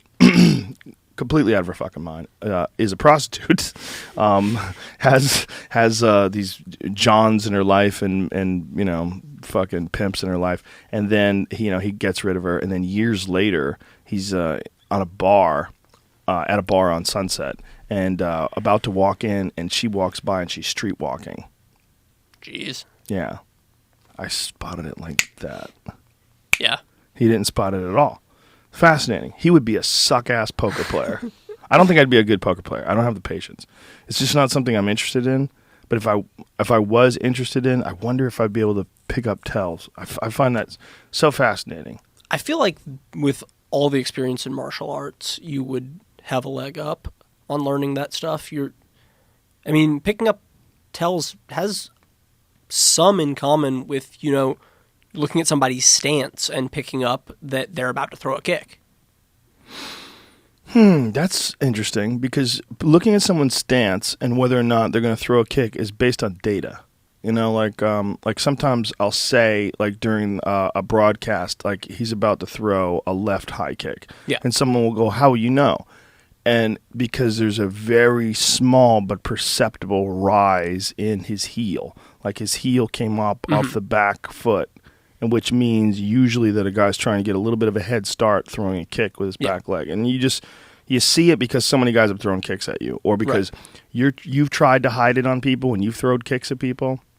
There's a thing that you see. But there was a book on this, and it's not about martial arts, but it's about just acquiring massive amounts of data about very specific things, and then being able to see these things coming. I forget the term that they used, but it was just about that, about how for a person who doesn't have this data in their mind, it seems like how's this guy seeing this? But for someone who has all that data, it's like, oh, there it is. Just like this little blip, Well, yeah, it's exactly the same thing with picking up tells in poker, because just thousands of times I've sat across the table from a guy, I've looked at him, I've thought about whether or not I think this guy has a good hand, and then I've put out my call, and he shows me his hand, and I've just been through that routine thousands of times, and so now I find myself in that spot, and the guy's bet, and I'm looking at him and thinking about whether or not to call, and I have a big sample of what people look like right before I call them, and then whether or not they show me the winning hand. So a guy like Doyle Brunson, who's been around for 100 years, he would be a wizard at that shit, right? I would guess so, yeah. That's really interesting, man. That's really interesting. Like that guy should teach like tells, right? Like if you're that old, you've been around for that. How long has that guy been playing? Real long time. 50, 60 years or something crazy like that? 50 years. more like 60, yeah. 60 years.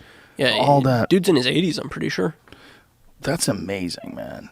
That's that all those years of accumulating that data. And a guy like that has really been around for the transformation of poker, too. It was a real different thing back in the 60s. Yeah, it was like you go over people's houses, right? Yeah. That was all it was. Did they have it in casinos back then? I want to say the 60s was when poker in casinos began picking up. The 60s. Yeah. What led to this poker revolution that we find now? I mean, fucking everybody plays poker now. Yeah, there were a few stages of it. The earlier parts, like what happened in the 60s and 70s, I know less about. But they started running the World Series of Poker in Vegas in the 60s. And have every year for... I guess World Series started in 69, I think. So they've run it every year for 40-some years now. Well, the big one on television was when they started showing those cameras for Of the television whole cards, of the yeah. cards. Being that able you to see people's yeah, hands. That was huge. That was huge in making it a spectator sport. Making it exciting. Yeah. Even for a guy like me who doesn't play. If I'm sitting at a bar and I look up and there's a poker thing on, you see each guy's hand. That's, to me, it's very exciting. Yeah. That was a huge leap forward. They had tried televising poker tournaments before that, but it's, especially to a casual viewer, a lot less interesting. But you see less of it, at least for the non-involved observer like myself. You see less of it on television now. In the U.S. In the U.S. In other countries, It's not, it hasn't fallen off in nearly the same way in other places. And the reason behind that is that in order to make a profitable TV show, you have to sell advertising space. If you're making a poker TV show, who do you want to sell advertising space to? poker. Online poker sites. Online poker sites can't advertise in the U.S. anymore. Motherfuckers. So in Canada or England or France, poker on TV is still huge. So in Canada, it's legal to bet online? It is ambiguous. Ambiguous. Because In most of the world, it's ambiguous. that would seem that, like, if you were a poker player and you live in America, you just move to Vancouver. You play online in Vancouver, travel down to America, give up U.S. citizenship. Giving up Canadians, U.S. citizenship and getting citizenship somewhere else Difficult? is a lot tougher than you might guess. Yeah, I would imagine. In 2011, when it became clear I was going to have to leave the U.S. to keep playing poker online, I was very startled that I can't just go wherever I want and set up shop and stay there indefinitely. So you live in Malta now? Is that your move? Mostly. Mostly. I can only spend about half the year there for visa reasons, so I spend about half the year in Malta and do a lot of traveling around to other places as well. You fucking pimp. Look at you. Kid goes from hating school, trying to figure out, gets the love of his parents, fucking bolts, makes 1.6 a year the first year, and then from there on, when you got your degree, and then you decided to just dedicate yourself to being a professional poker player, like how many years was it until you kind of had to make this move out of the United States? 3. 3. I graduated in 2008, moved to Vegas, and lived in Vegas from 2008 to 2011, and then moved to Malta. What was living in Vegas like? It was pretty great. I lived in Panorama Towers. You spend a lot of time in Vegas. You might know it. It's the apartment complex next door to Vanderlei's gym. Oh, okay. Yeah, I know where that is. Yeah. Nice spot. Yeah. And it was just full of poker players. Oh, really? So it was like a big Some friends of mine poker from player college party. who moved out there with me at the same time. I had 2 friends from college who...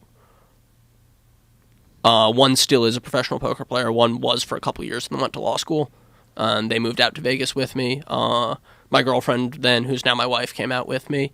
And then I met a bunch of poker players who were already living out there. And Panorama Towers in like 2008, 2009 was just insanity. The whole building was just poker players and strippers. And empty apartments. Wow, what a party that must have been. Poker players and strippers.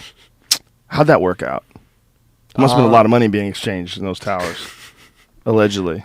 Allegedly. I don't know any details of that sort of thing. Good for you. Stay on the straight and narrow, son. Avoid the divorce that fucking traps hedge fund managers and sends them to their doom. So, you're living in Vegas. You're doing the poker thing in Vegas. In Vegas, but mainly online. Mainly online, still. Yeah. Why is that? Is it more profitable? Easier? More profitable for me at that time, given my personal skill set and inclinations. There's money to be made doing both. The advantages with online poker are you can get a lot more hands an hour in. You don't have any of the cost or wasted time associated with going somewhere to play. There's not the drive to get there and the drive back and the time spent waiting for a seat in a game. Playing live poker live cash games involves a lot of waiting around for your turn to get to play in the game. Yeah, I would imagine. And then once you get in the game, you play 30 hands an hour. Online, I'm playing 300 or 400 hands an hour, and that's not even particularly high volume. Are you playing more than one game at a time online? Oh, I see. So you run multiple computers, or you can. It's just multiple windows on one computer. Okay, so there's different sites. No, you can play multiple tables on one site. Really? Yeah. You're not doing anything sneaky or bad by playing multiple tables. Now, when you have a thing on sites, do you have a time limit? Yeah, pretty short. Something like 15 seconds, and then after 15 seconds, it goes into your time bank, which is like another minute worth of time, but that is not constantly replenished. So, like, you use 30 seconds of your time bank now, you've only got 30 seconds left for the next hand if you were to go into your time bank again. So, yeah, you have to play quite quickly. That seems like, like, why would anybody go anywhere if you could play it online like that?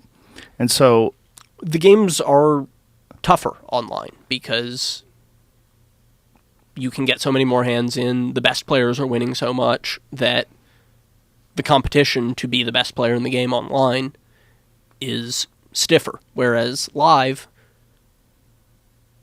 it's more fun for many recreational players, people who are losing at poker.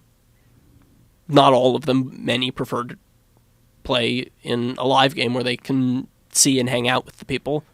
Do you have to worry about, when you play online, do you have to worry about bots, or is that nothing anymore? Like, that was something that people really worried about for a while. It's a concern, for sure. The biggest and best sites, I think, are doing a pretty good job at enforcing against it. You can do various things to detect when it's a bot rather than a human playing and shut it down. How do you do that? Like, what do they do? They run programs or something like that to try to... The site has various data to work with based on what you're giving them. They're not, like, scanning your computer to see what other programs you're running or anything like that. They're not invading your privacy in that way. But what they can do is they can keep track of your mouse movement around the screen and the speed and timing that you're clicking on things, and they can detect the difference between a human moving a mouse around the screen like a human and a computer program that just jumps from button to button and acts instantly. Oh, so at this point, if you're running a bot that plays for you, part of your challenge is that you have to code up software to move the mouse around the screen in a convincingly human-like fashion and evade this detection. They track your playing hours. If you're just regularly playing for 48 hours straight, that's pretty suspicious. Right. Unless they get a nice fucking webcam video of you doing crank sitting in front of your computer. Yeah. I mean, occasionally it comes to that sort of thing. Like, a guy I know was playing 60 tables at once, and they're like, "That you're a bot. That a person can't do that." And so he uploaded a video of him doing that, and he's like, "No, I fucking can. This is what it looks like." What does he have, like a bank of screens in front of him? No, I think it was just all on one screen, all the tables stacked on top of each other, so That's that insane. whichever table you you have to act on pops to the top, and you just click and it goes to the side, and the next one you have to act on pops to the top. 60 and he's just fucking- pow, pow, pow, pow, pow, pow, pow. Oh my God. He was a competitive StarCraft player before he came to poker, so he was just like sick at speed clicking. Oh yeah, and multitasking. Those StarCraft players, it's amazing. You watch that. That's insane. I don't know what they're doing, so it's even more amazing to me. Yeah, But same. But Duncan, every now and then I watch those videos, and it's nuts. Duncan's obsessed with that shit. He was a silver, whatever the fuck that is, on StarCraft for a while, and then he lost his silver standing. He was very, very upset. He's very embarrassed. But I would watch him get obsessed with that stuff, and he would watch the videos, and his eyes would light up, and his pupils would dilate, and Oh, yeah. those videos are insane. And it's a huge spectator sport in Korea, Yeah, right? it's huge. There's like TV stations devoted to just that, I'm pretty sure. Yeah, I need to talk Like to one of those the golf channels, the pro StarCraft channel. StarCraft dudes. Apparently, it's a very, very, very difficult game too. Yeah. Like that is, in a lot of ways, very chess-like in that sense. It's very strategic and But also like almost athletic in the sort of speed clicking demands. That, well, 3D games are very athletic in that sense. The Yeah. hand-eye coordination that are involved, and like playing like games like Unreal or Quake or Doom or Yeah. any of those crazy there are fast quite a twitch games. few competitive gamers who transitioned to poker and are now professional poker players. Well, I'd imagine that people that just have this inclination towards like figuring things out in a game sense, Yeah. they would have that towards a lot of things. Absolutely. Yeah, poker's full of people who were in some other game or sport before poker. The pool thing is huge. There's a lot of pool players go into poker because Yep. they can actually make money doing it, as opposed Yep. to pool. It's very difficult to do. So when you you're living in Vegas for a little bit, hanging out with strippers, and poker players, and strippers, and poker players, and then so you decide how do you go with Malta? It's a weird story, actually, how I ended up in Malta. Originally, it had a lot to do Where with... is Malta? It's like right next to Sicily. Oh wow. It's like a couple hours on the ferry to Sicily. Okay. That's where my grandparents are from.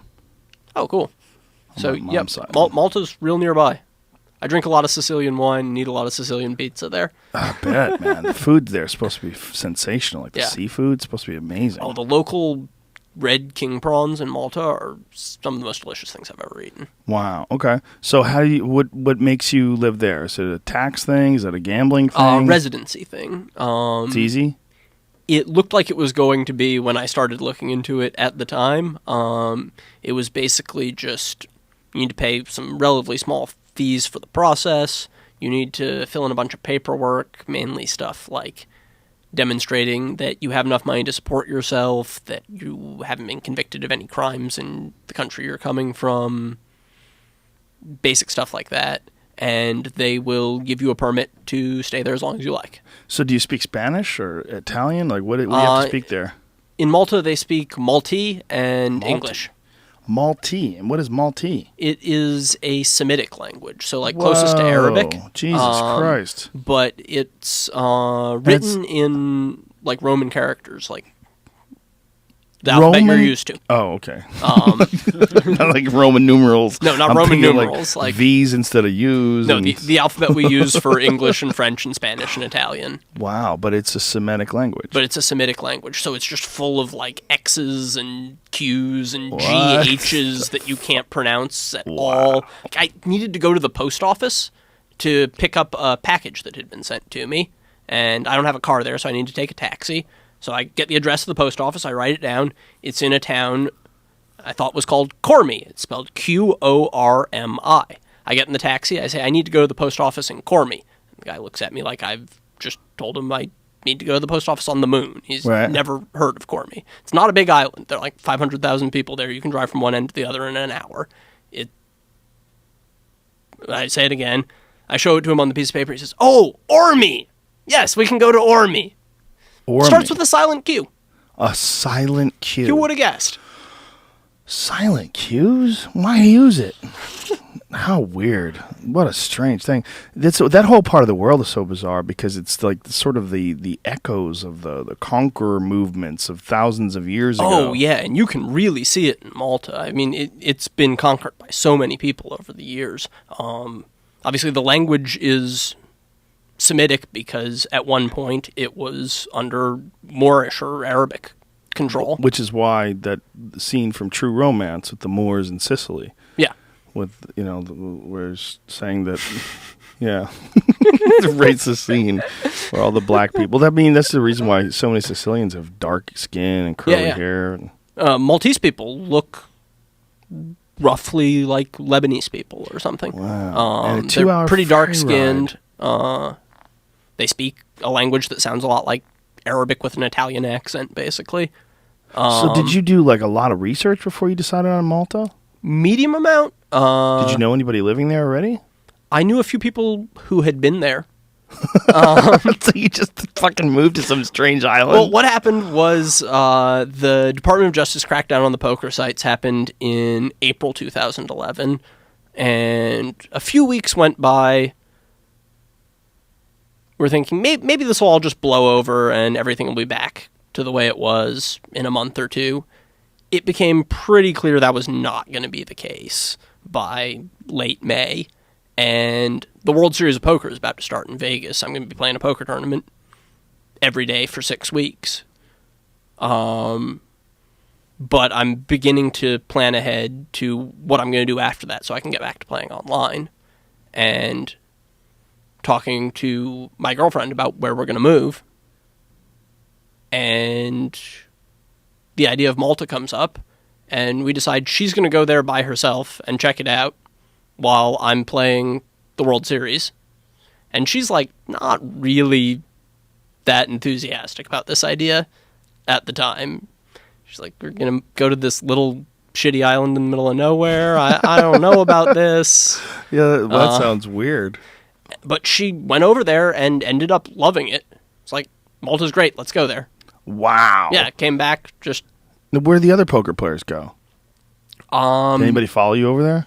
2 other guys came with me over there and didn't stay. What a fascinating vagabond lifestyle you guys have. Yeah, it's nuts. All my friends who were living in Panorama Towers in Vegas are now scattered all over the world. So no one stayed in Vegas? One dude stayed in Vegas. One dude out of how many?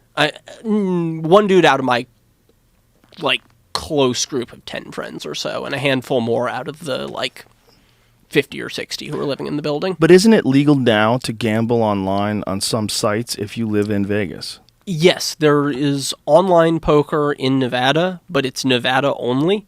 So playing against other people in Nevada? Right. So there's a limited group of people to play with? You can't play very high stakes. There aren't a lot of games. Playing full-time from Nevada is not a very appealing proposition. The guy who decided to stay is playing mainly in casinos. Wow. Now, is there any movement to change this as far as the online laws? Yes. What year was this all implemented? I want to say 2005 or something. The UIGEA passed in 2006, but it's not really even clear how much that had to do with anything. What happened right after the UIGEA passed in 2006 was that some poker sites voluntarily pulled out of the U.S. market, and that doing transactions with poker sites became more complicated. Because remember what I was saying about the UIGEA, it didn't change what was illegal. It's not like online poker was legal before that and then it wasn't. It's not like online poker was clearly illegal the whole time. Nobody really knows. It's up to prosecutors to decide that they want to prosecute a case against an online gambling site on the basis of the laws that are on the books, which are pretty vague. And then courts to decide if it's fair to apply those laws to the case in question. So has anybody from the U.S. that's a poker player tried playing online poker from the United States and been prosecuted?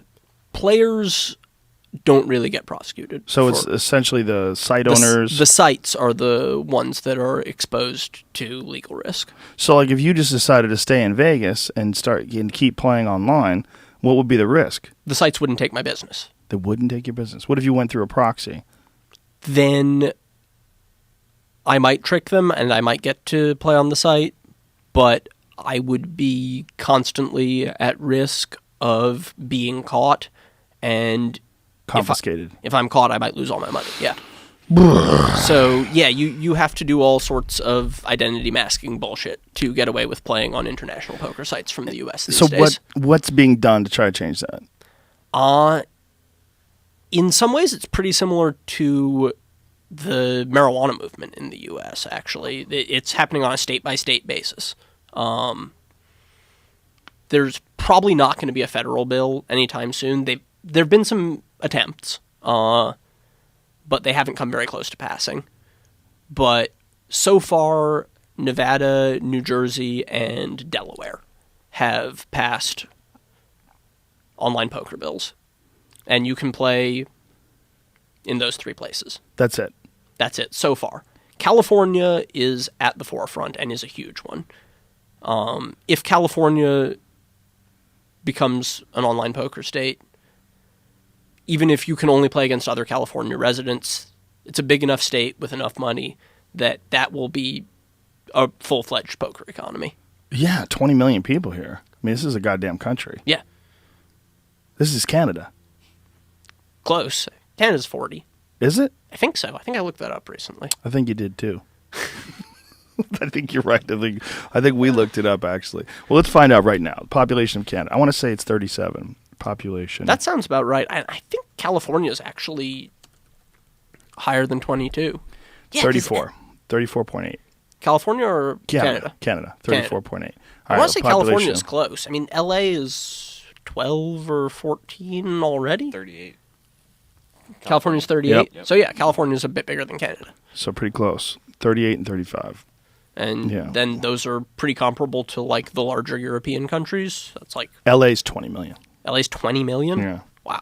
That's what the 20 million came from. But that's just without Mexicans. They have no idea how many people really are here. Right. It could easily be 30.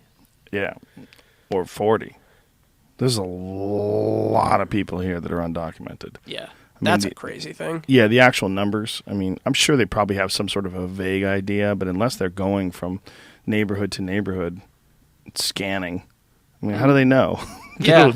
That's the whole idea, is that they're here illegally. There's no documentation. Yeah, I guess you could You could guess somehow or another. Yeah, you could track indicators of economic activity, like how many fucking bags of rice are being sold at the supermarket.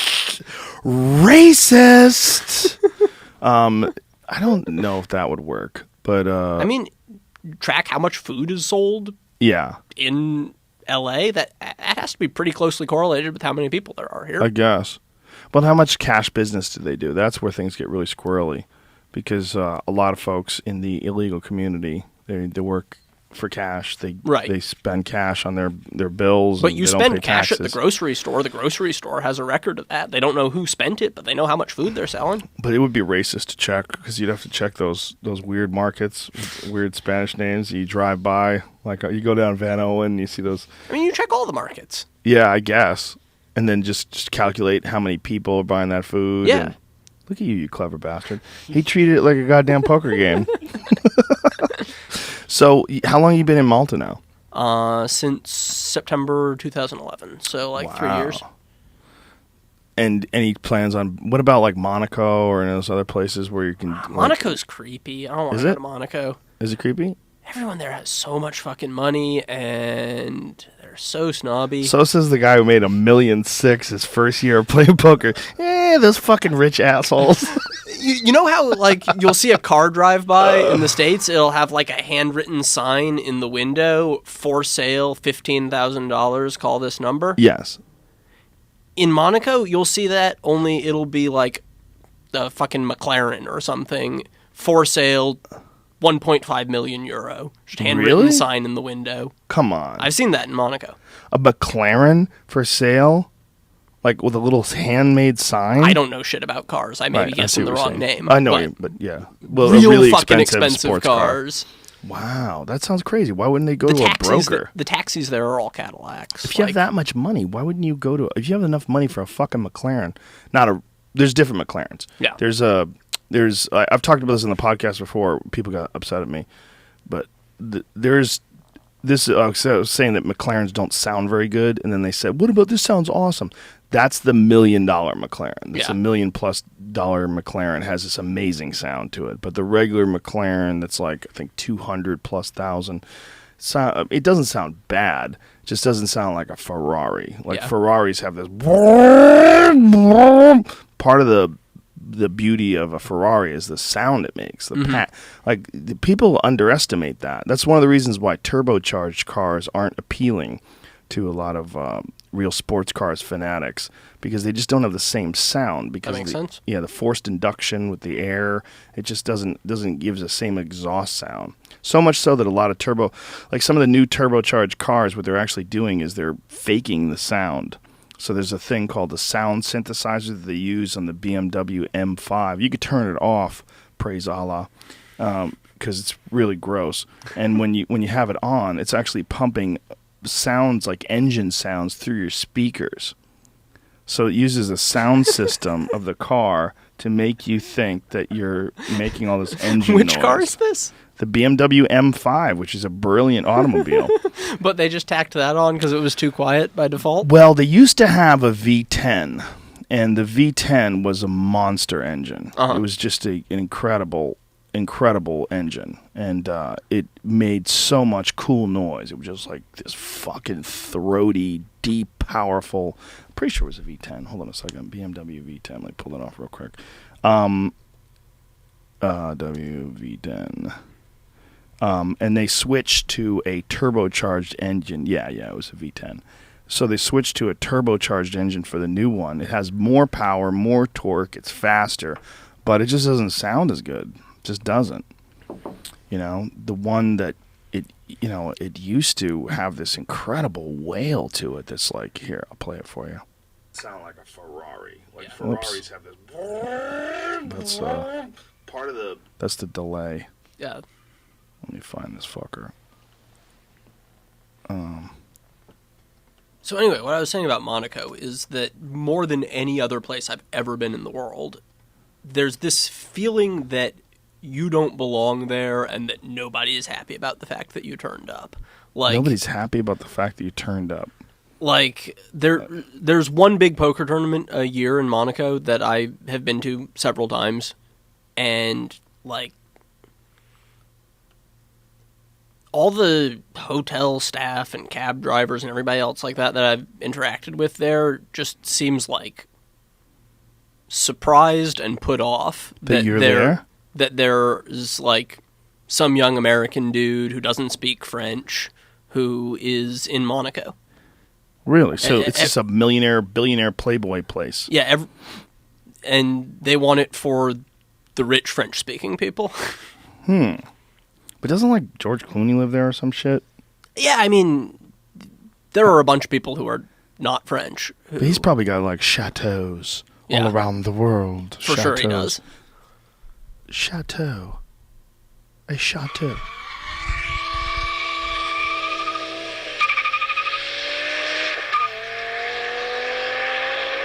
That's what a BMW with a V10 sounds like. The new That's one. a serious engine. The new one sounds like a little bitch. But the new one's a better car. It's a catch-22. It's like, what are you going to do? If you keep going with these bigger, crazy, throaty engines, they just eat the gas, and then they kill the seals in the Arctic shit. Drown the polar bears, the frozen glaciers, and all that good stuff. What is the economy like in this Malta place? Like, what's it constructed with?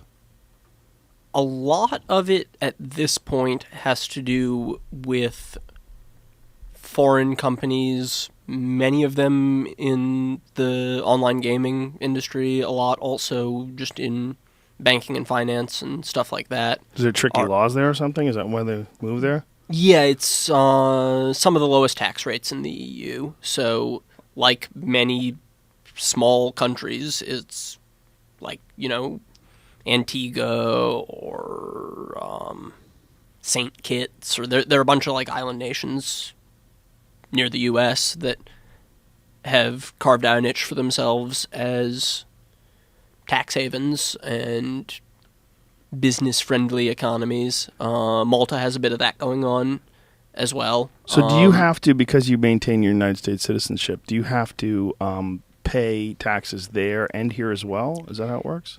Only here. If I had become a resident like I was planning to, which I never really finished that story. If I had become a resident like I was planning to, yes, I would owe taxes there. They have a tax treaty with the U.S., so I can deduct what I pay there against what I would owe here. You don't end up getting double taxed. But since I'm not a resident, no, I have no tax liability anywhere other than the U.S.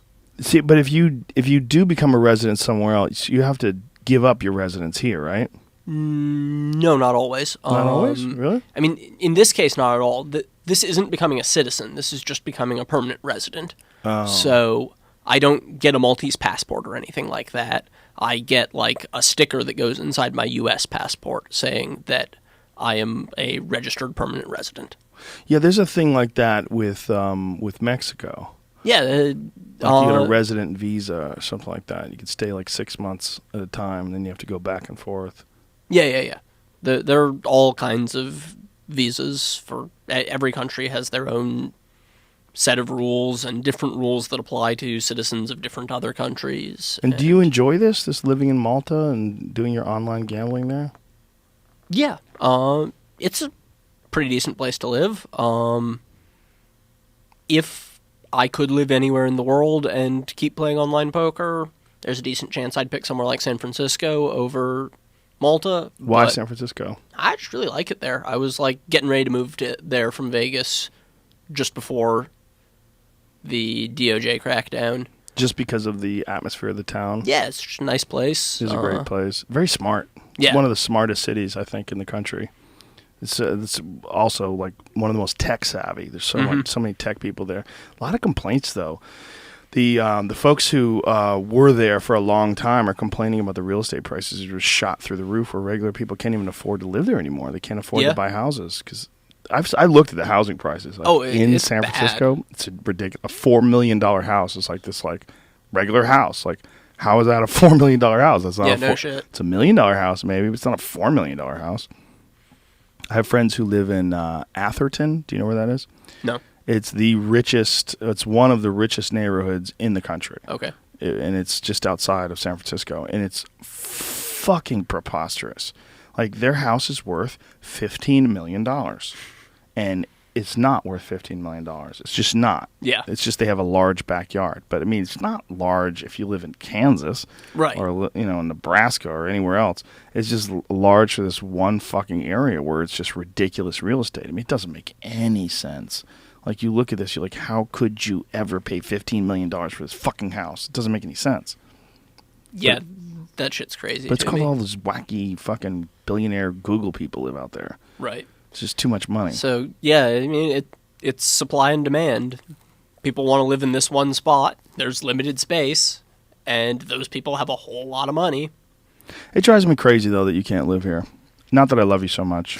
But it just drives me crazy that you have to, like, leave the country to do what you do for a living because of some fucking goofy laws that were obviously put in place by criminals or people that are just shady as fuck. Yeah, I don't love it. No, it's fucking awful.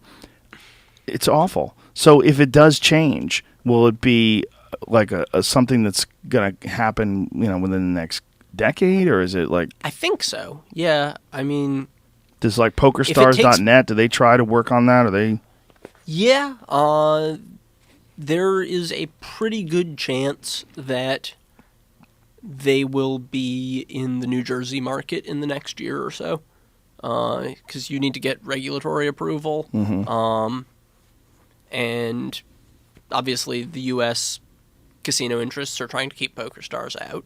It's not a company owned by Americans. They should just send donuts to that Chris Christie guy's house over and over and over again. He'll let them in. Donuts and hot dogs and maybe cheese pizza. Just keep send food to that guy's house until he'll say yes. He loves food. He loves food probably as much as he loves money, and money buys food, and this is like you cut out the middleman. Just send him the food. It looks like he's pretty enthusiastic about food. Yeah, he's not enthusiastic about Teslas. He won't allow them to direct sell Teslas, which is just shady as fuck. Yeah, I don't know about that. You didn't know about that? No. Yeah. Well, what's the story with that? I'll Google it so I have all the information so I don't fuck anything up. But Tesla, New Jersey, Christie, he's just gross. Christie says Tesla criticism is complete crap. He's such a fucking slob. Conservative criticism over his administration's decision to stop Tesla from selling cars in its showrooms in New Jersey is complete crap. The fact is we looked away for a year to allow Tesla to do what they were doing, and we couldn't look away any longer. Look away? What does that mean? That They means had already been selling cars in New they have a law Jersey. on the books that they could interpret to stop them from doing that, but they didn't for a little while and then decided that they would. Oh, the company cannot sell their cars from the showrooms. They have 2 showrooms, but the company cannot sell their cars from the showrooms or offer their customers test drives.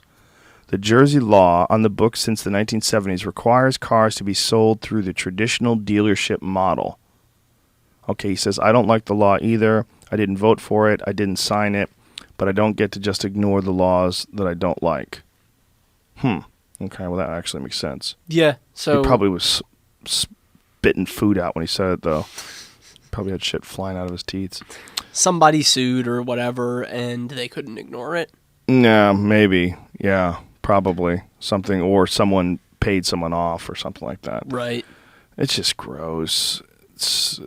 I don't understand. It's, first of all, it doesn't make any sense. Like, why would you have a law like that in place? The only reason why a law like that would be in place is because someone paid somebody off. Doesn't make any sense. I guess in theory the idea is you should need to have a license to sell cars. Otherwise, you might sell people real shitty cars that fall apart and then disappear and not be accountable for selling people cars that don't work. Yeah, I guess. The rule was actually a result of a backroom deal. Electric car makers chairman charges. Okay. The anti-Tesla rule, a new rule that effectively bans direct-to-consumer car sales. This is what it's saying in this one article that is in NewJersey.com. Oh, this is sounding pretty suspect. It's for specifically direct-to-consumer, so, like, there has to be a middleman broker. You have to have a manufacturer who sells to a dealer who sells to a consumer, and Tesla was selling manufacturer to consumer, and so they had to crack down on that. Is that what's going on? Elon Musk, the way he said it, he said that if you believe that the law in the books protecting dealers are there for the good of consumer, then Governor Christie has a bridge closure that he wants to sell you. Yeah. Which is, of course, in reference to the scandal where that slob closed down a bridge for whatever political reason that had nothing to do with safety or the health and welfare of the citizens. Is some political pressure. Governor Christie has promised that this would be put to a vote of the elected state legislature, which is the appropriate way to change the law, Musk said when it became apparent that the auto dealer lobby... When it became apparent to the auto dealer lobby that this approach would not succeed, they cut a backroom deal with the governor to circumvent the legislative process and pass a regulation that is fundamentally contrary to the intent of the law. Okay, so he's a bullshit artist. Yeah, which makes sense. Sounds about right. Yeah, that makes sense. So New Jersey's got a bunch of issues. This is also the same guy who's morbidly obese but said that he's going to stop marijuana from being legal in his town, that it won't be legal in his state, rather, on his watch because of the children. You know, how about the children looking at you as their leader, this morbidly obese person that's giving out any health-related advice whatsoever? You know, just drives me fucking bananas, that kind of shit. And, of course, I don't have anything against fat people being elected to office, but... I do. Yeah? Yeah, I'm morbidly obese. I just don't think it's right. Really? No. I'm just okay. Around. Fucking around. Bad example for the children. No, if they're really good at their job, fuck yeah, they should be fat. Sure. But he's not good at his job. Doesn't seem that way. He's fat and he's a hypocrite.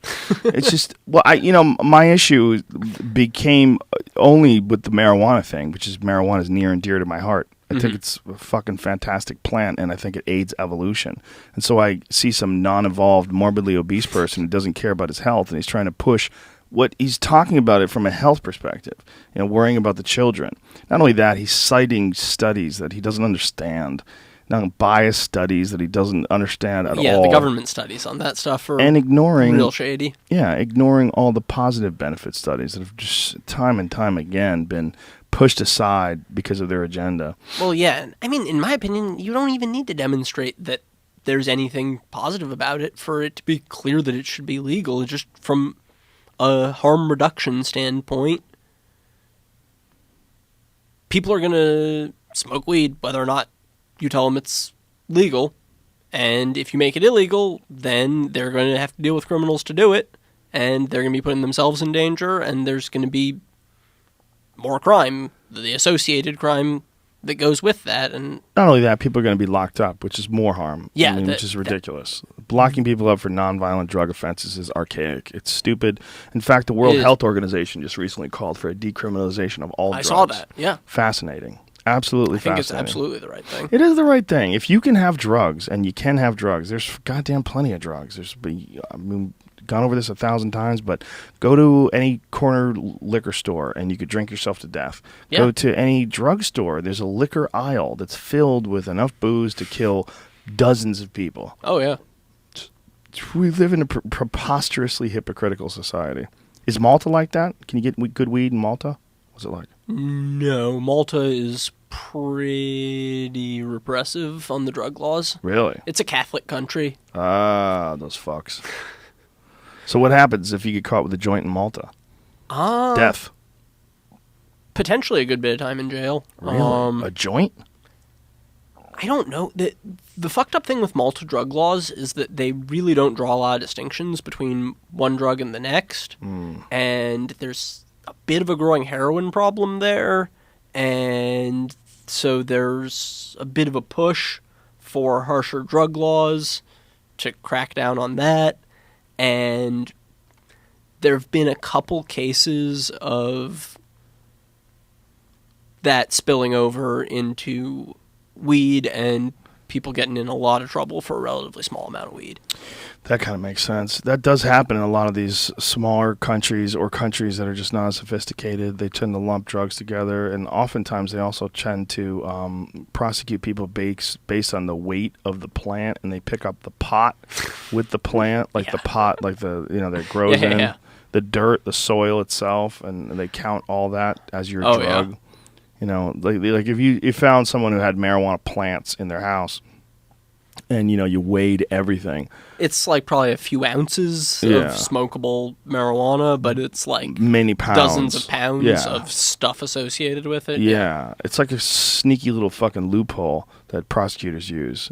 It's just gross. It's just when you make criminals out of people that are just doing what they want to do that doesn't harm anybody else. It's a loophole, and it just shows you that you have too many laws. I mean, that's what it is. It becomes bureaucracy, it becomes red tape, and it becomes a machine that needs fuel to feed itself. And it's getting to the point that everyone's a criminal, and that they can just pick and choose who needs to be taken down and sent to jail, and so that the criminal justice system just becomes a vehicle for discrimination and oppression.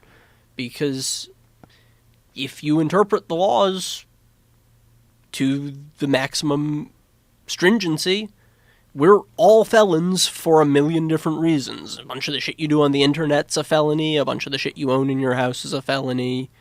Like, if you do both of those, you're fucking double criminal. Yeah. Smoking pot and gambling online, you dirty bastard. Or get just you off downloading the street. videos that you didn't pay for. Like, yeah. Well, that's a tricky one, man. That's a tricky one, because I think that as time goes on, and it does seem to be changing in making access to legal, purchasable versions of these movies and things, seems to be much, much, much easier than it used to be a while back. And, I'm not in favor of putting anyone in jail for downloading things, right. but you're going to have to deal with what is a downloadable copy of something. I mean, what is that? For sure. There's a lot of ethical arguments both ways. I like the argument that the people that have downloaded things, when they start calling them piracy, they go, no, it's not piracy, because if it was piracy, I would take yours and you wouldn't have it anymore. Right. It's a copy. And that's so true. And this Yeah. is just, it's one more example of how people want to use these black and white sort of definitions of things that exist for physical, carbon-based hard things that you can put on a scale that you simply can't do when Right. it comes to digital content. You just can't. You can't do it. Applying property laws to ideas gets pretty complicated. Especially ideas where you're not stealing the idea for a profit. Right. Like when you take in You're someone's... just enjoying the idea without paying for it. Yeah, it's weird, right? And I'm not saying that's okay to do. I'm not either. My dad's a writer. There are professional artists in my family who need to make a living by selling their art. Mm-hmm. And if you can get all the art you want for free, that's fucking them over. It is, but I think that there's room in this country for ethical consideration by the consumer. So, like, to put it this way, like, remember when Napster was around? There was a bunch of people that were downloading things for free off of Napster. They were doing the peer-to-peer thing, but a lot of people had this sort of really cool ethical consideration where they would take, like, if they got something and they liked it, they would go buy it. Yeah. They would say, hey, I owe this guy. This fucking album kicks ass. I'll go buy it. Right. And they also would become fans of the band, and then they would go see the band live, which is even better for the band because then it's more profitable for the band Sure. as opposed to like the record where they get kind of pennies on the dollar. They would get a much larger chunk. So there's a lot of shit going on. Yeah. I mean, how is it different that you could download music for free? How is that different in some ways than the radio? Is it just because it's a better copy? Because the fucking radio is playing your music all day long. Because you have to pay for your radio music by listening to the ads in between. Right, right. But aren't you paying for your bandwidth that you use to download it? I mean, it all gets squirrely. Yeah, it's all pretty complicated. And my point in bringing that up wasn't that I think it's wrong that there are laws regulating what you can and can't download without paying for it, but just that it creates a fucked up situation when the laws are such that if the government decides to, they've got a reason to put fucking anyone they want in jail. Well, especially now that they're literally downloading every single voicemail that you've ever said, every single email that you send from now till fucking who knows when will be in some NSA database somewhere, and they might go look through your shit, and who knows, you might have said something completely joking, like this, look, this poker shit isn't working out, so I'm going to start robbing babies and fucking, whatever, shooting banks up and taking all their money, and then they say, oh, that's criminal intent, and this is a terrorist threat. The super fucked up thing that they do is I'm pretty sure this is accurate, if I'm spouting conspiracy theory bullshit here, someone call me out on it. How dare you? But I'm pretty sure they find that shit, they leak the information to the FBI or to local police, who then basically conduct a sham investigation to find the information legally so that they can use it in court. Mm-hmm. But they already know what they're looking for Right. because the NSA got it illegally and just gave it to them. Yes, that's exactly what they do. Yeah. Yeah. So Yeah, that should be illegal. Yeah, that shit's insane. that's sneaky as fuck. Well, depending upon what you're doing, and that's where it gets squirrely. If it turns out you're involved in trafficking, human trafficking, and selling children to sex slavery. Yeah, there's shit that's bad enough that it becomes a difficult question of what rights you can trample to keep people from doing that. Yeah, but there's got to be a better way. There's just got to be a better. And also, if our society was just, and if all the laws that were in place in order to actually protect people from being victimized by bad people. But that's not what's going on. I mean, especially when you're dealing with most drug laws. No one's getting victimized by pot. They're just not. Yeah. They tried to push it for a while that they were. Do you remember when they used to have those commercials where these two fucking no-nonsense guys would be eating dinner and like the guy would be saying that if you buy drugs, you support terrorism, period. Right. And he kind of kept eating, like to tell you, like it was like giving you this feeling of authority, like it's your dad that's tired of your fucking stupid nonsense. They've been talking with your friends around. It's like, no, listen, period. End of discussion. If you buy drugs, you're supporting terrorism. And he's eating the salad. So I'm like, what the fuck is this? What is this weird psychological message you guys are trying to? Do you remember that, Jamie? You know what I'm talking about? It's like, no, I'm pretty sure my buddy Dave knows a guy named Jeff who grew these mushrooms in his closet. Yeah, well, especially with pot. I mean, I was buying it directly from the guys who were growing it. So, like, there's no terrorism involved there, man. They might have terrorized some fertilizer, popped the top, and poured it into the ground. No! It was just so silly. But, I mean, there is a little truth to that. Like, if you buy cocaine, somewhere up the chain, there are some fucked up people involved in getting cocaine to you. Mm-hmm. And you know why? Because cocaine's illegal. It's illegal, yeah, of course. If cocaine was legal, you'd be buying it from Merck or fucking, GlaxoSmithKline or something like Right. that. They'd be selling cocaine. They're, of course, just ethically. Hey, just fine. like Jack Daniels. They have a commercial for Jack Daniels. Have you seen it? I mean, is what he... Pull it up? Yeah, pull it up. Let's watch this fucking goofy-ass commercial. Because it's quite hilarious how they treat you like you're a fucking monkey. Nope. Let's take a look at this. Yeah, this is exactly it. This is so funny. Watch this. This is so stupid. It's a ploy. What? This drug money funds terror. It's a ploy. Ploy. A manipulation. Look, he's eating. Drug money funds terror. I mean, why should I believe that? Because it's a fact. A fact. FACT fact. So you're saying that I should believe it because it's true. That's your argument. It is true.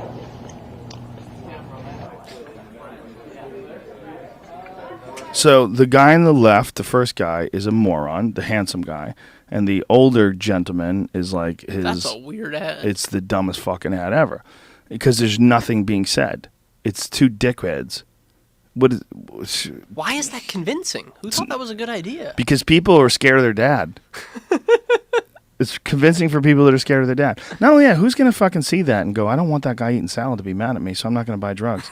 Like, completely ineffective. Like, absolutely 100% ineffective. Like, not one person watched that ad and didn't do drugs. Matter of fact, I did more drugs because of that ad. I got mad and I did extra drugs because it's so fucking stupid. They treat you like you're a moron. Like, somehow or another, that's all you have to say. Like, first of all, that was pre-internet. This is like 2001. Not pre-internet, but pre the effect of the internet and social media. Social media really changed the whole game, the way people communicate, the way they understand information. That was pre-social media, because you can't have those kind of arguments. You just can't. You can't say, because it's fact, F-A-C-T, oh, you can fucking spell fact. You must be right. I'm sold. Have that guy come over here and sit him down for a podcast for 3 hours. I'll dissect that dude. I'll send him through the fucking Vitamix.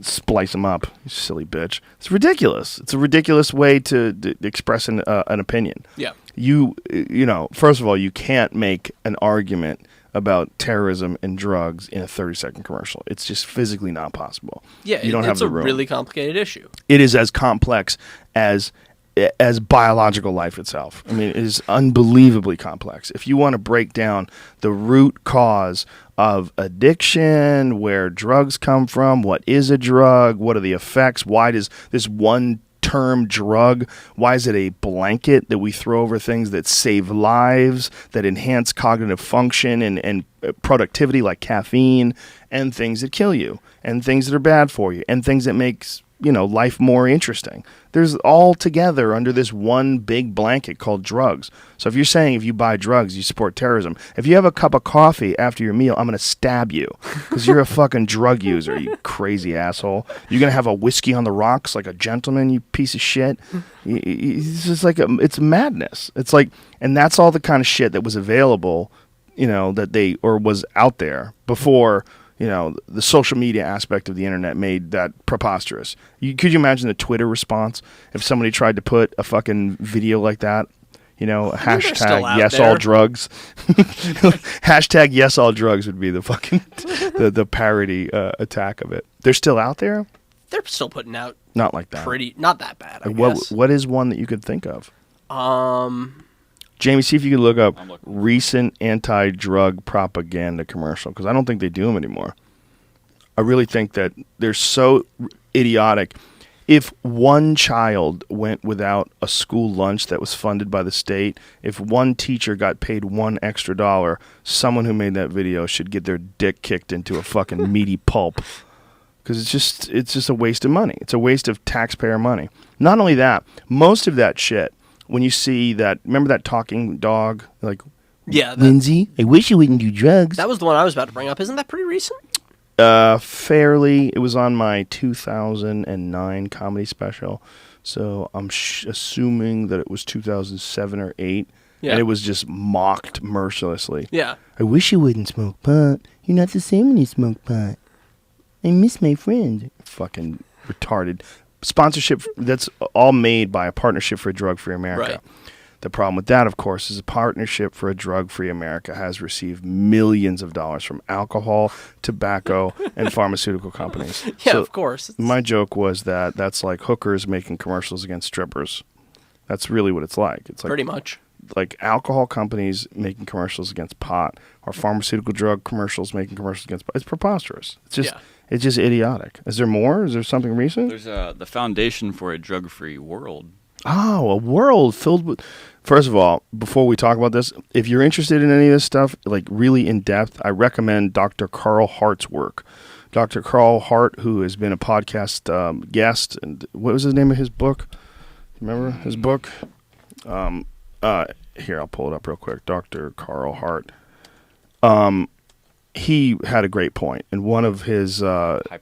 High price, yeah. He's brilliant, just a brilliant guy, and he's the associate professor of psychology and psychiatry at Columbia University, and he is well known for his research in drug use and abuse.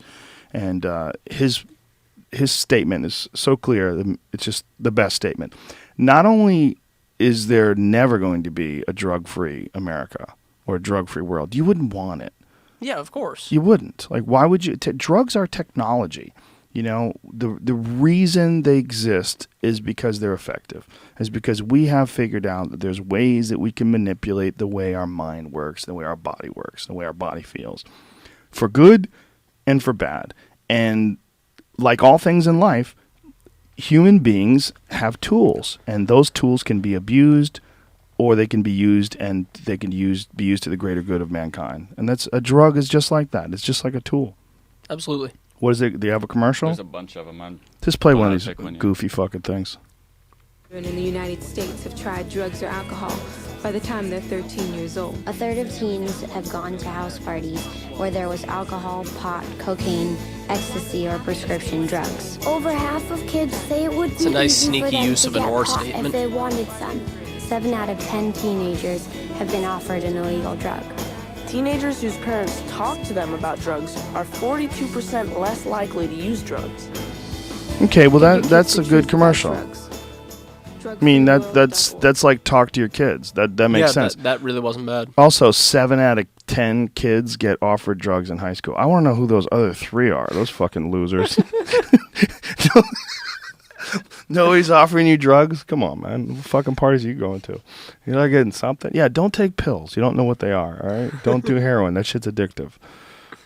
But the only way we learn all these things is by, the ability to freely communicate and express each other. Express thoughts, rather. Like Portugal has instituted a countrywide decriminalization of all drugs. A while ago. Yeah.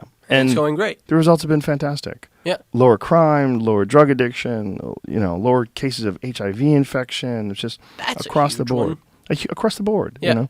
You can't suppress people. I know this as a parent. I try very hard to not suppress my children. I try to explain to them what's good or bad about doing things, explain to them the dangers of things, but give them I don't want to be the boss, I just want to be the person who can tell them things that they don't know yet and do it because I love them.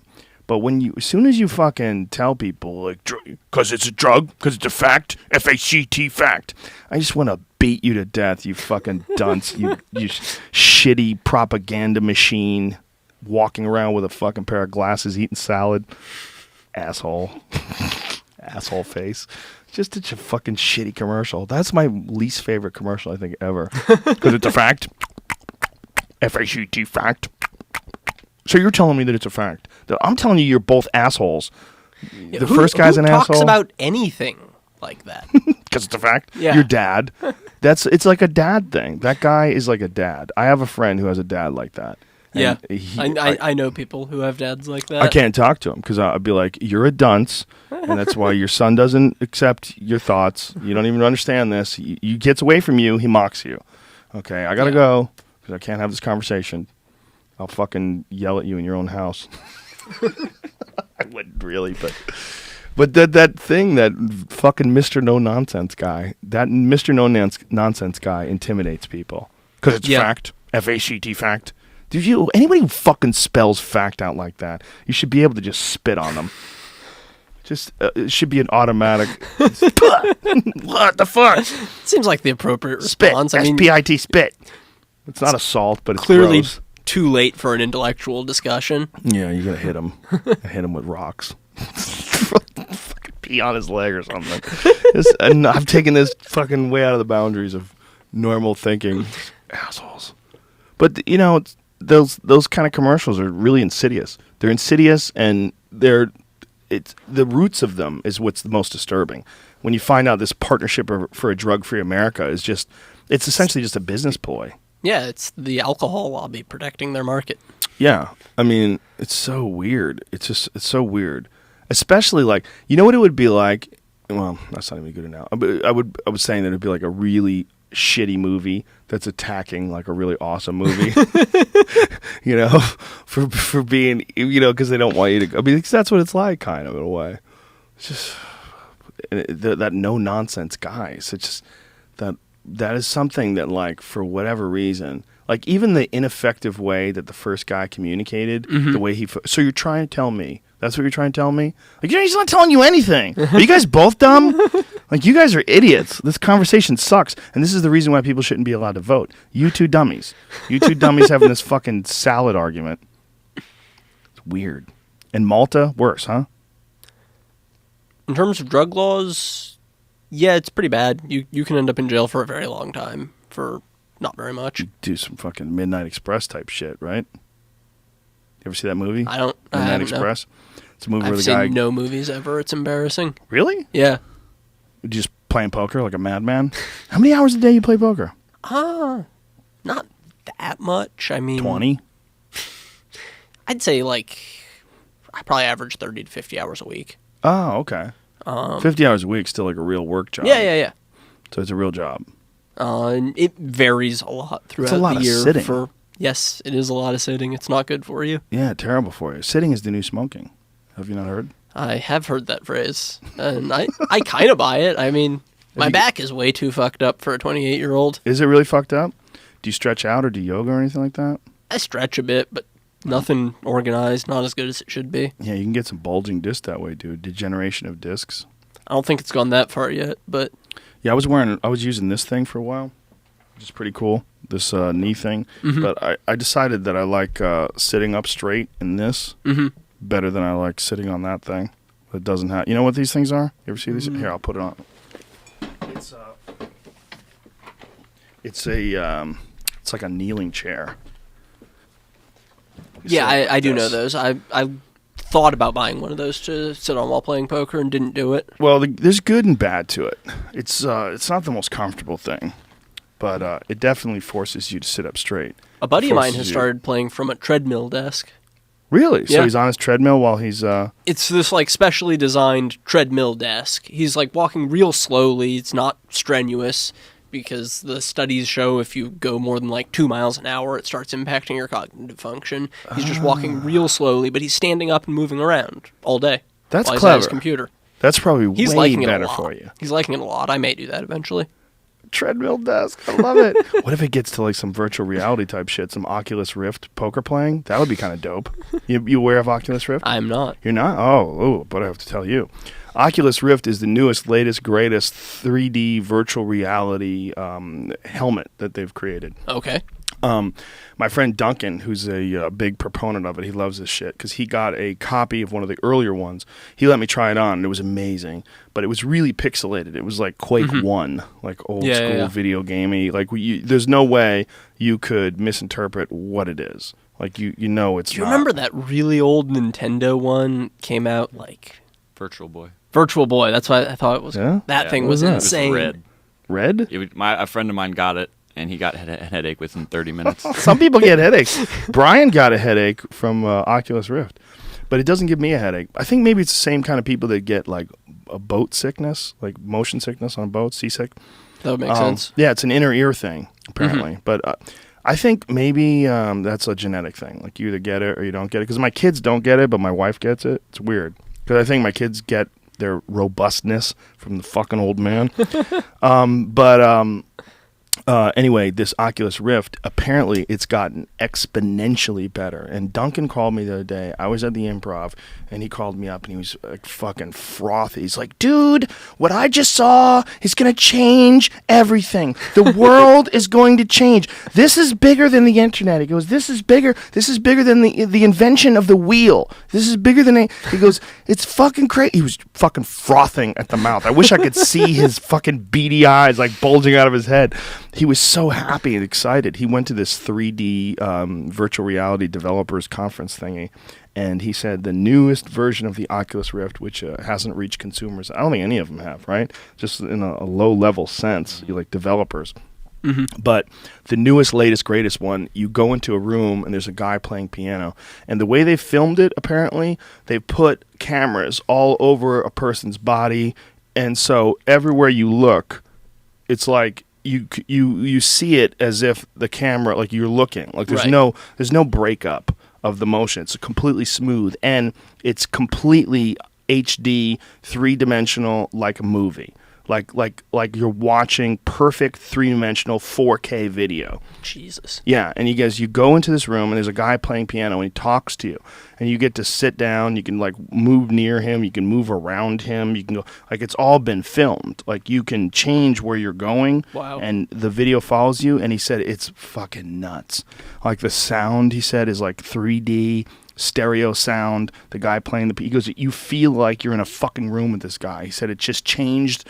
It changes everything. He was going crazy. Yeah, he was going nuts. He was going nuts about it. And based on his original one that I fucked with, which was, like I said, very pixelated, very old school, like 1990 video gamey type, it was still pretty fucking cool. Even then, they have ones now where Virtual Boy was fun. Wasn't? Well, pull up Virtual Boy. I've never seen that before. I've never. I'm actually enjoying like this chair. This sort of helmet thing on top of a tripod that you lean into, and it's just like red lines on a black background, if I remember right. And there are various video games you can play, like flight simulators. Here it is, right here. Virtual Boy. This is what the games looked like. Basically, there's very little detail. Oh God, it's all red like that. Yeah. Ew, but it was gross. Slightly 3D. There was some depth. Well, pull up Lewis from Unbox Therapy, our pal Lewis. Mm-hmm. Lou has a video on that one that they made with an iPhone.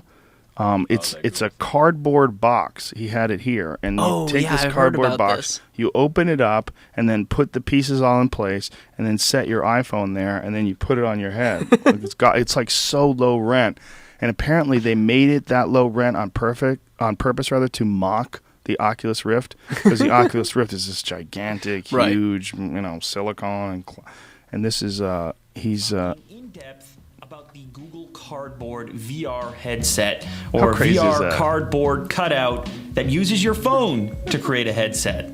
Does that make any sense? Anyways, I recently made a reaction video in which I gave this contraption to a number of individuals who you might recognize, and I got some amazing reactions. So if you haven't seen that video yet, you should definitely go and check it out. But this one is dedicated to telling you and showing you how this seemingly boring piece of cardboard can turn your phone into a state-of-the-art virtual reality headset. So it all starts with this cutout.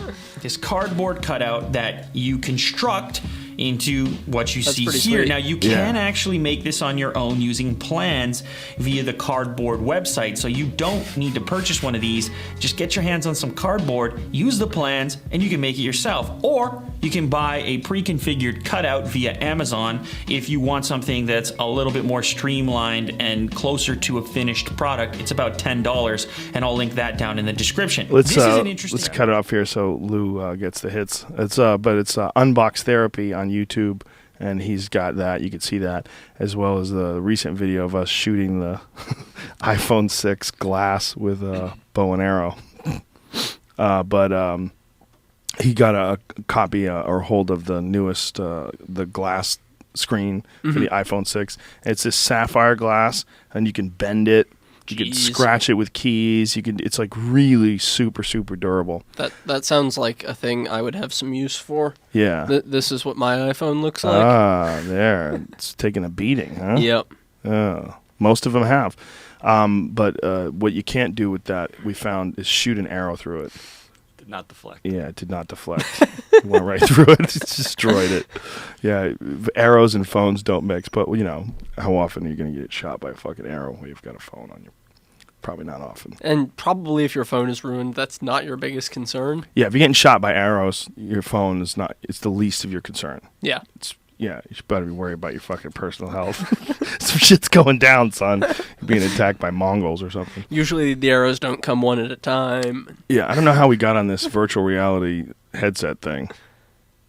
But yeah, I don't remember where that started either. Oh, I remember, because I was thinking we're talking Oculus about, like, poker Rift. ergonomics. Yeah, well, being able to do it sort of like in the Oculus world, like I think eventually you're going to be able to grab sitting at a virtual table. And physical looking objects, at virtual cards. Well, or virtual screens in front of you, Minority Report style, and you're moving them around through this Oculus Rift headset, and you're standing up while you're on this treadmill and you're walking. That's not too far away, I don't think. I bet it's not. I really love this idea this guy's doing of walking really slowly. A lot of people claim, writers especially, claim that they get some of their best ideas while walking. Yeah. Like they walk specifically and they hold on to a tape recorder while they're walking, and then they just talk, like they walk their dog or something like that, talking to a tape recorder. Yeah, I could see that. Yeah. There's something about moving, like the movement, like just getting, nothing heavy, but a little bit of blood flow. Yep. But your back's fucked up from sitting, huh? I mean, it's not terrible, but... Want to try this? Sure. Want to try one of these jammies? Here. Get this to you. Take a few seconds, ladies and gentlemen. This is a kneeling chair. I just started doing it recently. I did it now, and I love it. Ugh. Bring it over there. I'm going to try to do podcasts like this. Stand up. Do you think there's any benefit in that? How many podcasts do you think you could do if you had to stand up? Would that be good? So what do you think about that? This isn't bad. It's not bad, right? The standing up thing, I've actually been messing around with that a little bit recently. I started playing poker using an Xbox controller instead of a mouse. Really? And then I don't need to be flat on a desk, so I can stand up while I play. Wow, that's pretty cool. Yeah, I'm so liking you can that. kind of lie on your back. What about that? What about lying on your back, staring up at the ceiling? Put a screen on the ceiling? I don't like it. I feel like I'm less... I've like played poker just on my laptop lying in bed before. I feel like I'm less mentally engaged when I'm lying down. I think sitting upright or standing are a lot better. Yeah. I wonder standing writing. Because I think one of the things Standing desks are getting pretty popular. They are. But I wonder if they're getting popular for writers. Because there's something about writing, you don't want to be thinking about what you're doing. Like, you don't want to be thinking about standing. You just want to be like get in that flow state. Yeah. Yeah. I wonder... It seems like it would work, though. Yeah, I don't see why not. Dictating would work well, I could see. Dictating standing. Yeah. Yeah. Because you walk around on a cell phone, or on a phone when you talk, and just meander. Yeah, whenever I'm on the phone, I'm definitely moving around, wandering. Dictating software is fucking incredible now. Just the dictating software that you have on your phone, the voice recognition software on your phone. That's gotten really good. It's amazing. It's like the ability to pick it up. Like you could get on these note things on your phone and just talk into it, and it just picks it up incredibly well. Like, look, I'll give you a like, hello, you dirty bitches. I'm tired of writing, so I just figured I'd talk into my phone. P.S. Fuck you. Period. Bam. Pretty good. Nailed it. Absolutely. P.S. Fuck you. Period. The whole thing. We live in the future. Did it put a period, or did it put the word period? No, period. If you Nice. say period, it puts a period. If you say exclamation point, it puts an exclamation point. But So what if you want to use the word period? That's a very good question. It's limited in that regard. Maybe if you say the word period. What if you say the Jurassic period? Does it write the Jurassic dot? Or That's a good question. Here we go. does it have context The clues? Jurassic period. The Jurassic. Okay, hold on. How about this?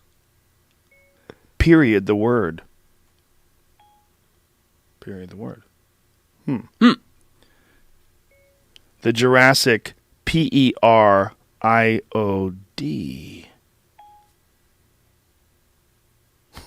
No. Can it tell it's at the end of the sentence if you say the Jurassic period was a very exciting time? Ah, that's a good question. The Jurassic period was a time where a lot of dinosaurs got dinosaur pussy. Period.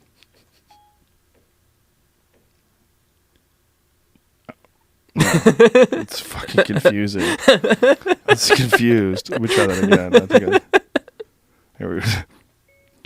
The Jurassic period was a time where a lot of dinosaurs got a lot of dinosaur pussy. Period. Yep. Did it that time. Got it? Yeah. Yeah, so it can tell you're at the end of a sentence. Yeah. That's pretty sweet. That is. I guess if you keep going, Yeah. it keeps going, it thinks of it as period. But if you want to say, no, that happened during the Jurassic period. I wonder if you can get the intonation just right that it can tell anyway, or if it's the last word, it always goes to the dot. No, that happened during the Jurassic period. Period. Oh, I'm going to trick this bitch. Ooh, that worked. Nice. Period works. That's how you do it. So if you want to say period in the middle, you just keep going. If you want to say period, then you get the word period and a period. All right, we've got it figured out now. Dude, we got it, man. We fucking got it. We live in the future, ladies and gentlemen. But sooner or later, you're going to be able to do that with your Oculus Rift, and it'll just show it to you on a scroll, like one of those king scrolls. It'll appear out of thin air. How long do you think you're going to do this poker thing? This is it for your life? You're 28? Ride this bitch right into the rocks? I mean, at some point, I'm not going to be able to compete at the highest level the way I do now. That just has to be true, right? What age do you think that is? 40, 50. But why would that be? What would it be? Do you think People's brains slow down. Do they though? Do they slow down because of atrophy, because of lack of use? Do they slow down because you're dying? Like at what age does that happen? There's never been a 70-year-old chess world champion. How old have they gotten? I think 50s. 50s. I think poker's probably similar, though you can make a living in poker without being one of the best in the world, so. Make a living. Yeah. Yeah, but it's like... But it gets to be a lot less fun at that point. Yeah, right? You're just kind of a journeyman. Yeah. Like one of those guys that they bring in as an opponent for a boxer and he gets beat up every time. But, yeah, basically. But he's still a test. Still a good opponent. So by then, you'll be living in Malta. You'll be in jail for pot. You won't be able to come back to America. Do you have like a strategy, like of how many years you want to do this? Or are you just like enjoying it right now? And enjoying it now, and it's just so hard to predict what the landscape of poker will look like, what making a living in poker will look like 10 years from now. Yeah, I would imagine. Especially with the regulations and the laws. If everybody just opened everything up, I think it would be quite fascinating. Yeah. I'm hoping, there was an article that I posted recently about the death of politics. It was technology and the death of politics, and the idea was that data was going to deny politics. So a lot of what politics is sort of like manipulating data, and that the internet and this free access to information is going to sort of cut out most of the forms of politics. That makes a lot of sense. Totally makes sense. I would hope that would also have a similar effect on things like your business, because it frustrates me to no end that you have to live in some fucking weird island in the middle of nowhere to avoid being locked in a cage. Or, they're not going to lock me in a cage. They're just going to lock the guy who lets me play poker on his site from the U.S. And they're going to steal your money. They might steal your money, yeah. Steal your fucking money, son. The DOJ likes stealing people's money. They do. They love it. It's their best thing they do. They do that better than anything. The DEA does it too. That's what the DEA was doing in California. It was hilarious. They would bust these pot shops, not charge them with anything, take all their money, and then say the case is pending. And so they would just steal, $1 million here, $100,000 there. Happened to a friend of mine who's another professional poker player, professional gambler. He took a trip to, I want to say Puerto Rico. Pretty sure it was Puerto Rico, to play blackjack in a casino there. He's an advantage blackjack player. The game there was such that he could get an edge counting cards. So he made a trip there to make some money. And he flew back into, I want to say it was the Atlanta airport. And he had $80,000 in cash on him. And he had all the receipts from, I sent this bank transfer to the casino because I was going to go gamble there. I gambled there. They paid me out this money. I've got the cash. I've got all the receipts. Clear trail of what he did. He got there. They said, "You've got a lot of cash. Look kind of like a drug dealer to me." Mine. Wow. Wasn't charged with anything. They just took his money. And what happened? He had to take them to court to get it back, and he did win. But it took years and a lot of money. And if you don't have a lot of money to pursue the case, and you don't have the wherewithal to navigate the legal system the way he did, and something like that happens to you, you're just fucked. Well, not only that, $80,000, it seems like that could be eaten up pretty quickly in legal fees. I think he ended up suing for the fees as well, so he got paid the money back. He got paid his costs back. Well, that's nice. But still, the interest and all that jazz. Yeah. And you don't always win. Sometimes you're out the 80 they took from you and 60 more you spent chasing it. I wonder if that could have been prevented if he had legal representation, like as he landed, or had it cleared in advance. You know what I'm saying? Instead of trying to go in and deal. You can't just travel around with a lawyer everywhere you go when you're a professional gambler. I didn't mean that. I meant like contact a lawyer and arrange to have everything taken care of as you get there. Is there a way around that? Like if you contacted a lawyer and traveling with cash and declaring it at the border is a thing professional gamblers deal with all the time. Have you dealt with that before? Yeah. And it's no issue? It's almost always no problem. It's legal to carry money. If you're carrying more than $10,000 across a border, you have to fill out a form saying you're doing so. But you fill out the form. They say, where'd you get all this money? What are you doing with it? And I say, I'm a professional poker player. I won it in Vegas, and I'm going to deposit it in my bank account when I get to somewhere else or whatever, and it's fine. What's the most cash you've ever traveled with? Had with me on a plane, I want to say around 70,000 euro. What's that in dollars? About 100,000. Damn, son. Walking around with 100K in a briefcase with a fucking big chain attached to your wrist. In a bag. A bag? Like a gym bag? That's what you want, right? Like a Nike bag. Yeah, you don't want to look conspicuous if you're moving around with a bunch of money. Handcuffs attached to the fucking, they'll just chop your hand off. That's what they do. That's what I heard. Yeah, it seems like, the arbitrary limit of $10,000 always drove me crazy too. Are you carrying more than $10,000 in cash? Like, well, what's $10,000 to Bill Gates and what's $10,000 to the regular person? Right. But it's only a reporting requirement. It's not like you're not allowed to do it if you have more than that. Yeah, so if Bill Gates shows up somewhere and he's like, "Why do you have $1 billion in cash?" He's like, "Because I'm Bill Gates, bitch." I just like to roll around with $1 billion in my pocket. Could you even carry $1 billion on you? What's like is there a $1,000 bill? What's the largest? $100 bill is the largest? Hundreds is the biggest U.S. bill. It used to be larger though, right? There used to be thousands or maybe even 10,000s, but they were not in general circulation. They were printed for banks to hold on to and pass between themselves. Oh, I see. The €500 note is, I think, the largest denomination that's like actually in wide circulation. I've read that international crime is mostly done in euros now because it's a lot easier to move around cash in €500 notes if it's giant amounts of it. That makes sense. Because a €500 note is like $700 and takes up the same amount of space as a US 100. What is what is that right there? That's $100,000. Is that real? Yeah, it was. It was a gold certificate. Only printed once in 1934. Oh, okay. God damn. Who's that creepy dude on the cover? I think it's Woodrow Wilson.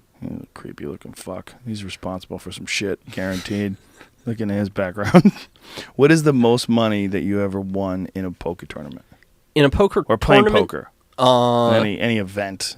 Yeah, the biggest cash I've ever had in a poker tournament was about $3 million. I finished second in a tournament in Australia this year that was a $250,000 buy-in. So you had to spend $250,000 to get it? Well, like I was mentioning earlier, I took on investors to play in that tournament. Right. I didn't put up all of the money myself. So and it was a re-entry tournament, so I busted once on the first day and then bought in again. Whoa. So I spent $500,000 on the tournament. Oh my God! But you came in second. I came in second and ended up making some money. How much does that pay to come in second? About $3 million. I don't actually remember the number off the top of my head. You could Google it real quick. I think it was 2 something. What kind of pressure is there on you once you spend $250,000, then you get shanked, and you come back in again? It was a rough week. It was a series of tournaments there. The first one was, or the first big one that I played was the 100K. That was also re-entry that I was in 6 times and didn't cash. So you spent $600,000 and you didn't cash in a day. Oh my God! And then 4 days later is the 250K. Oh my! And I show up for that and bust right away. You have major league balls, son. Giant, huge, iron fucking balls. Wow, 6 times in a day. It was a rough day. Oh my God! How do you sleep that night? What is that night like? Because you obviously can't do that too many times in a row. Nobody can, right? Well, with that exact one, the re-entry period was open until the start of the second day of the tournament. So after the first day, I was getting bloodbathed and down a ton of money, and still had to come back the next day and play for real. Wow. And came back and got knocked out for the 6th time on the first hand of the second day. Jesus Christ, son. So then after that, it was a lot of Australian Shiraz and a long, long sleep. And then a couple days off, and then the 250K. Wow. That's crazy. That's digging into the account there, huh? Fuck. I'll do some damage. So when you look at like losses like that and wins, does that make you play more conservatively in upcoming events, or do you just have to play intelligently, period, and just take the losses when they come? The place where you get more conservative is your bankroll management rather than your play. The play from one hand to the next is really about, you have to put the magnitude of the numbers out of your head and try to make the best play each time. It's on you to make a decision. So are you in the moment? Are you zen? Or are you still thinking about that $600,000 that you... I'm pretty good at just getting myself into the moment. The place where you get more conservative is you lose for a while. You have less money than you did before that period started. You reevaluate. I have only 75% of the money I did a few months ago. Should I maybe sell 75% of my action in this upcoming tournament instead of 50? Right, I see. That's the way in which you can get more conservative if you're going through a losing stretch, is play for lower stakes. What's the biggest losing stretch you've ever gone through? In dollar amount? In period? Dollar amounts. Let's see. Like, have you ever gone through like a couple $1 million in a weekend? In games where I had sold action, didn't have all of myself, I've lost. I guess my biggest losing couple of days was on the order of 50 million Hong Kong dollars, which are bigger, or less rather. So only like 6 million US. Oh my God, son! Only 6 million US dollars. And personally, I had a small share of that, so I didn't personally lose $6 million. What does that mean? What's a small share? 1 million? 2 million? What's a small share? 10%-ish. Oh, okay, 600 grand. Still, that's a lot of fucking money. Yeah, doesn't feel good. Wow. And then, of course, a bunch of my friends lost a shitload of money, too, and I have to send out the email, hey, guys, didn't go real well. Fuck! That's the worst part of it, for sure, is the, hey, guys, didn't go real well email. I'm sure, because everybody's, like, planning on making a profit based on your success in the past. Yeah. So it's rare that you hit these dark spots. What do you attribute them to? Is it just luck? I mean, it's not that rare. Like, any given day that I play poker, I might be... If I'm playing cash games, maybe like a 52% favorite to have a winning day. Maybe less than that. If I'm playing a tournament, I'm a favorite to have a losing day. Because tournament, they pay about 10%, top 10% of the field. So if they're paying top 10% of the field, a really good player cashes 15, 18% of the time. That seems incredibly stressful. It's pretty stressful. Is it? How do you feel like about this? Like as a human being trying to make a living in this incredibly, it feels like you're navigating a minefield. Like, yeah, You've been very successul with this. You've turned a very nice profit. You do very well. Yeah, but the amount of stress that on your 28-year-old body, I mean, not just your back, but your mind, like racing and battling these numbers. You know, you're talking millions of dollars back and forth and down and up. And what is that? Do you do something to mitigate that? I like to meditate every day. What kind of meditation? Just breath focused. Basically just sit quietly for anywhere from 10 to 30 minutes and attend to my breathing. Just concentrate on breathing in and breathing out. Yeah. Just trying to stay calm. And sometimes I'll do an exercise on top of that where I'll track the thoughts that enter my mind and label them as thoughts about the future or thoughts about the past. And what that exercise does is helps to bring you into the present moment. And to see that it's difficult to have thoughts about the present moment. You just have sensations and feelings and experiences of the present moment. And the thoughts that you build on top of that are almost all about the future or about the past. And observing that process is really good for bringing you into the present moment.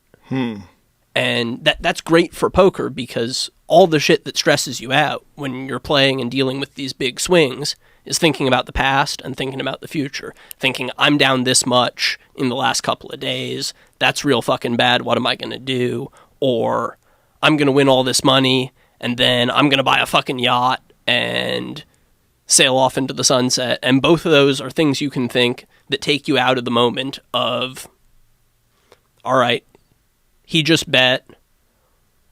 What do I think he has? What's the right play? So in that sense, poker is a lot like life. Like that's. Oh yeah, I think the key to life is to be present. It's great training for living your life mindfully and rationally and effectively. Have you ever done any treatments or sessions in the isolation tank? I haven't. I really want to. Why don't you get one? You're making bank, son. Yeah, but I'm traveling around all the time. Ship one of them bitches out to Malta. I don't know how to get something shipped to Malta. I can't fucking figure out how to get them to send me a desk chair in Malta. I guarantee you, somewhere in Europe, they have sensory deprivation. They have a couple in Malta. I looked it up. They do have one? I didn't get around to going to one. But it's an hour across the whole island. It's right fucking there. I'm just so it's there. Kind of lazy. Jesus Christ! If you do it once, you're going to realize what an amazing tool it is. You're going to want to do it all the time. I came really close to doing it once with JC in LA several years ago. We got in the cab and we went to the place and we got there and it was closed.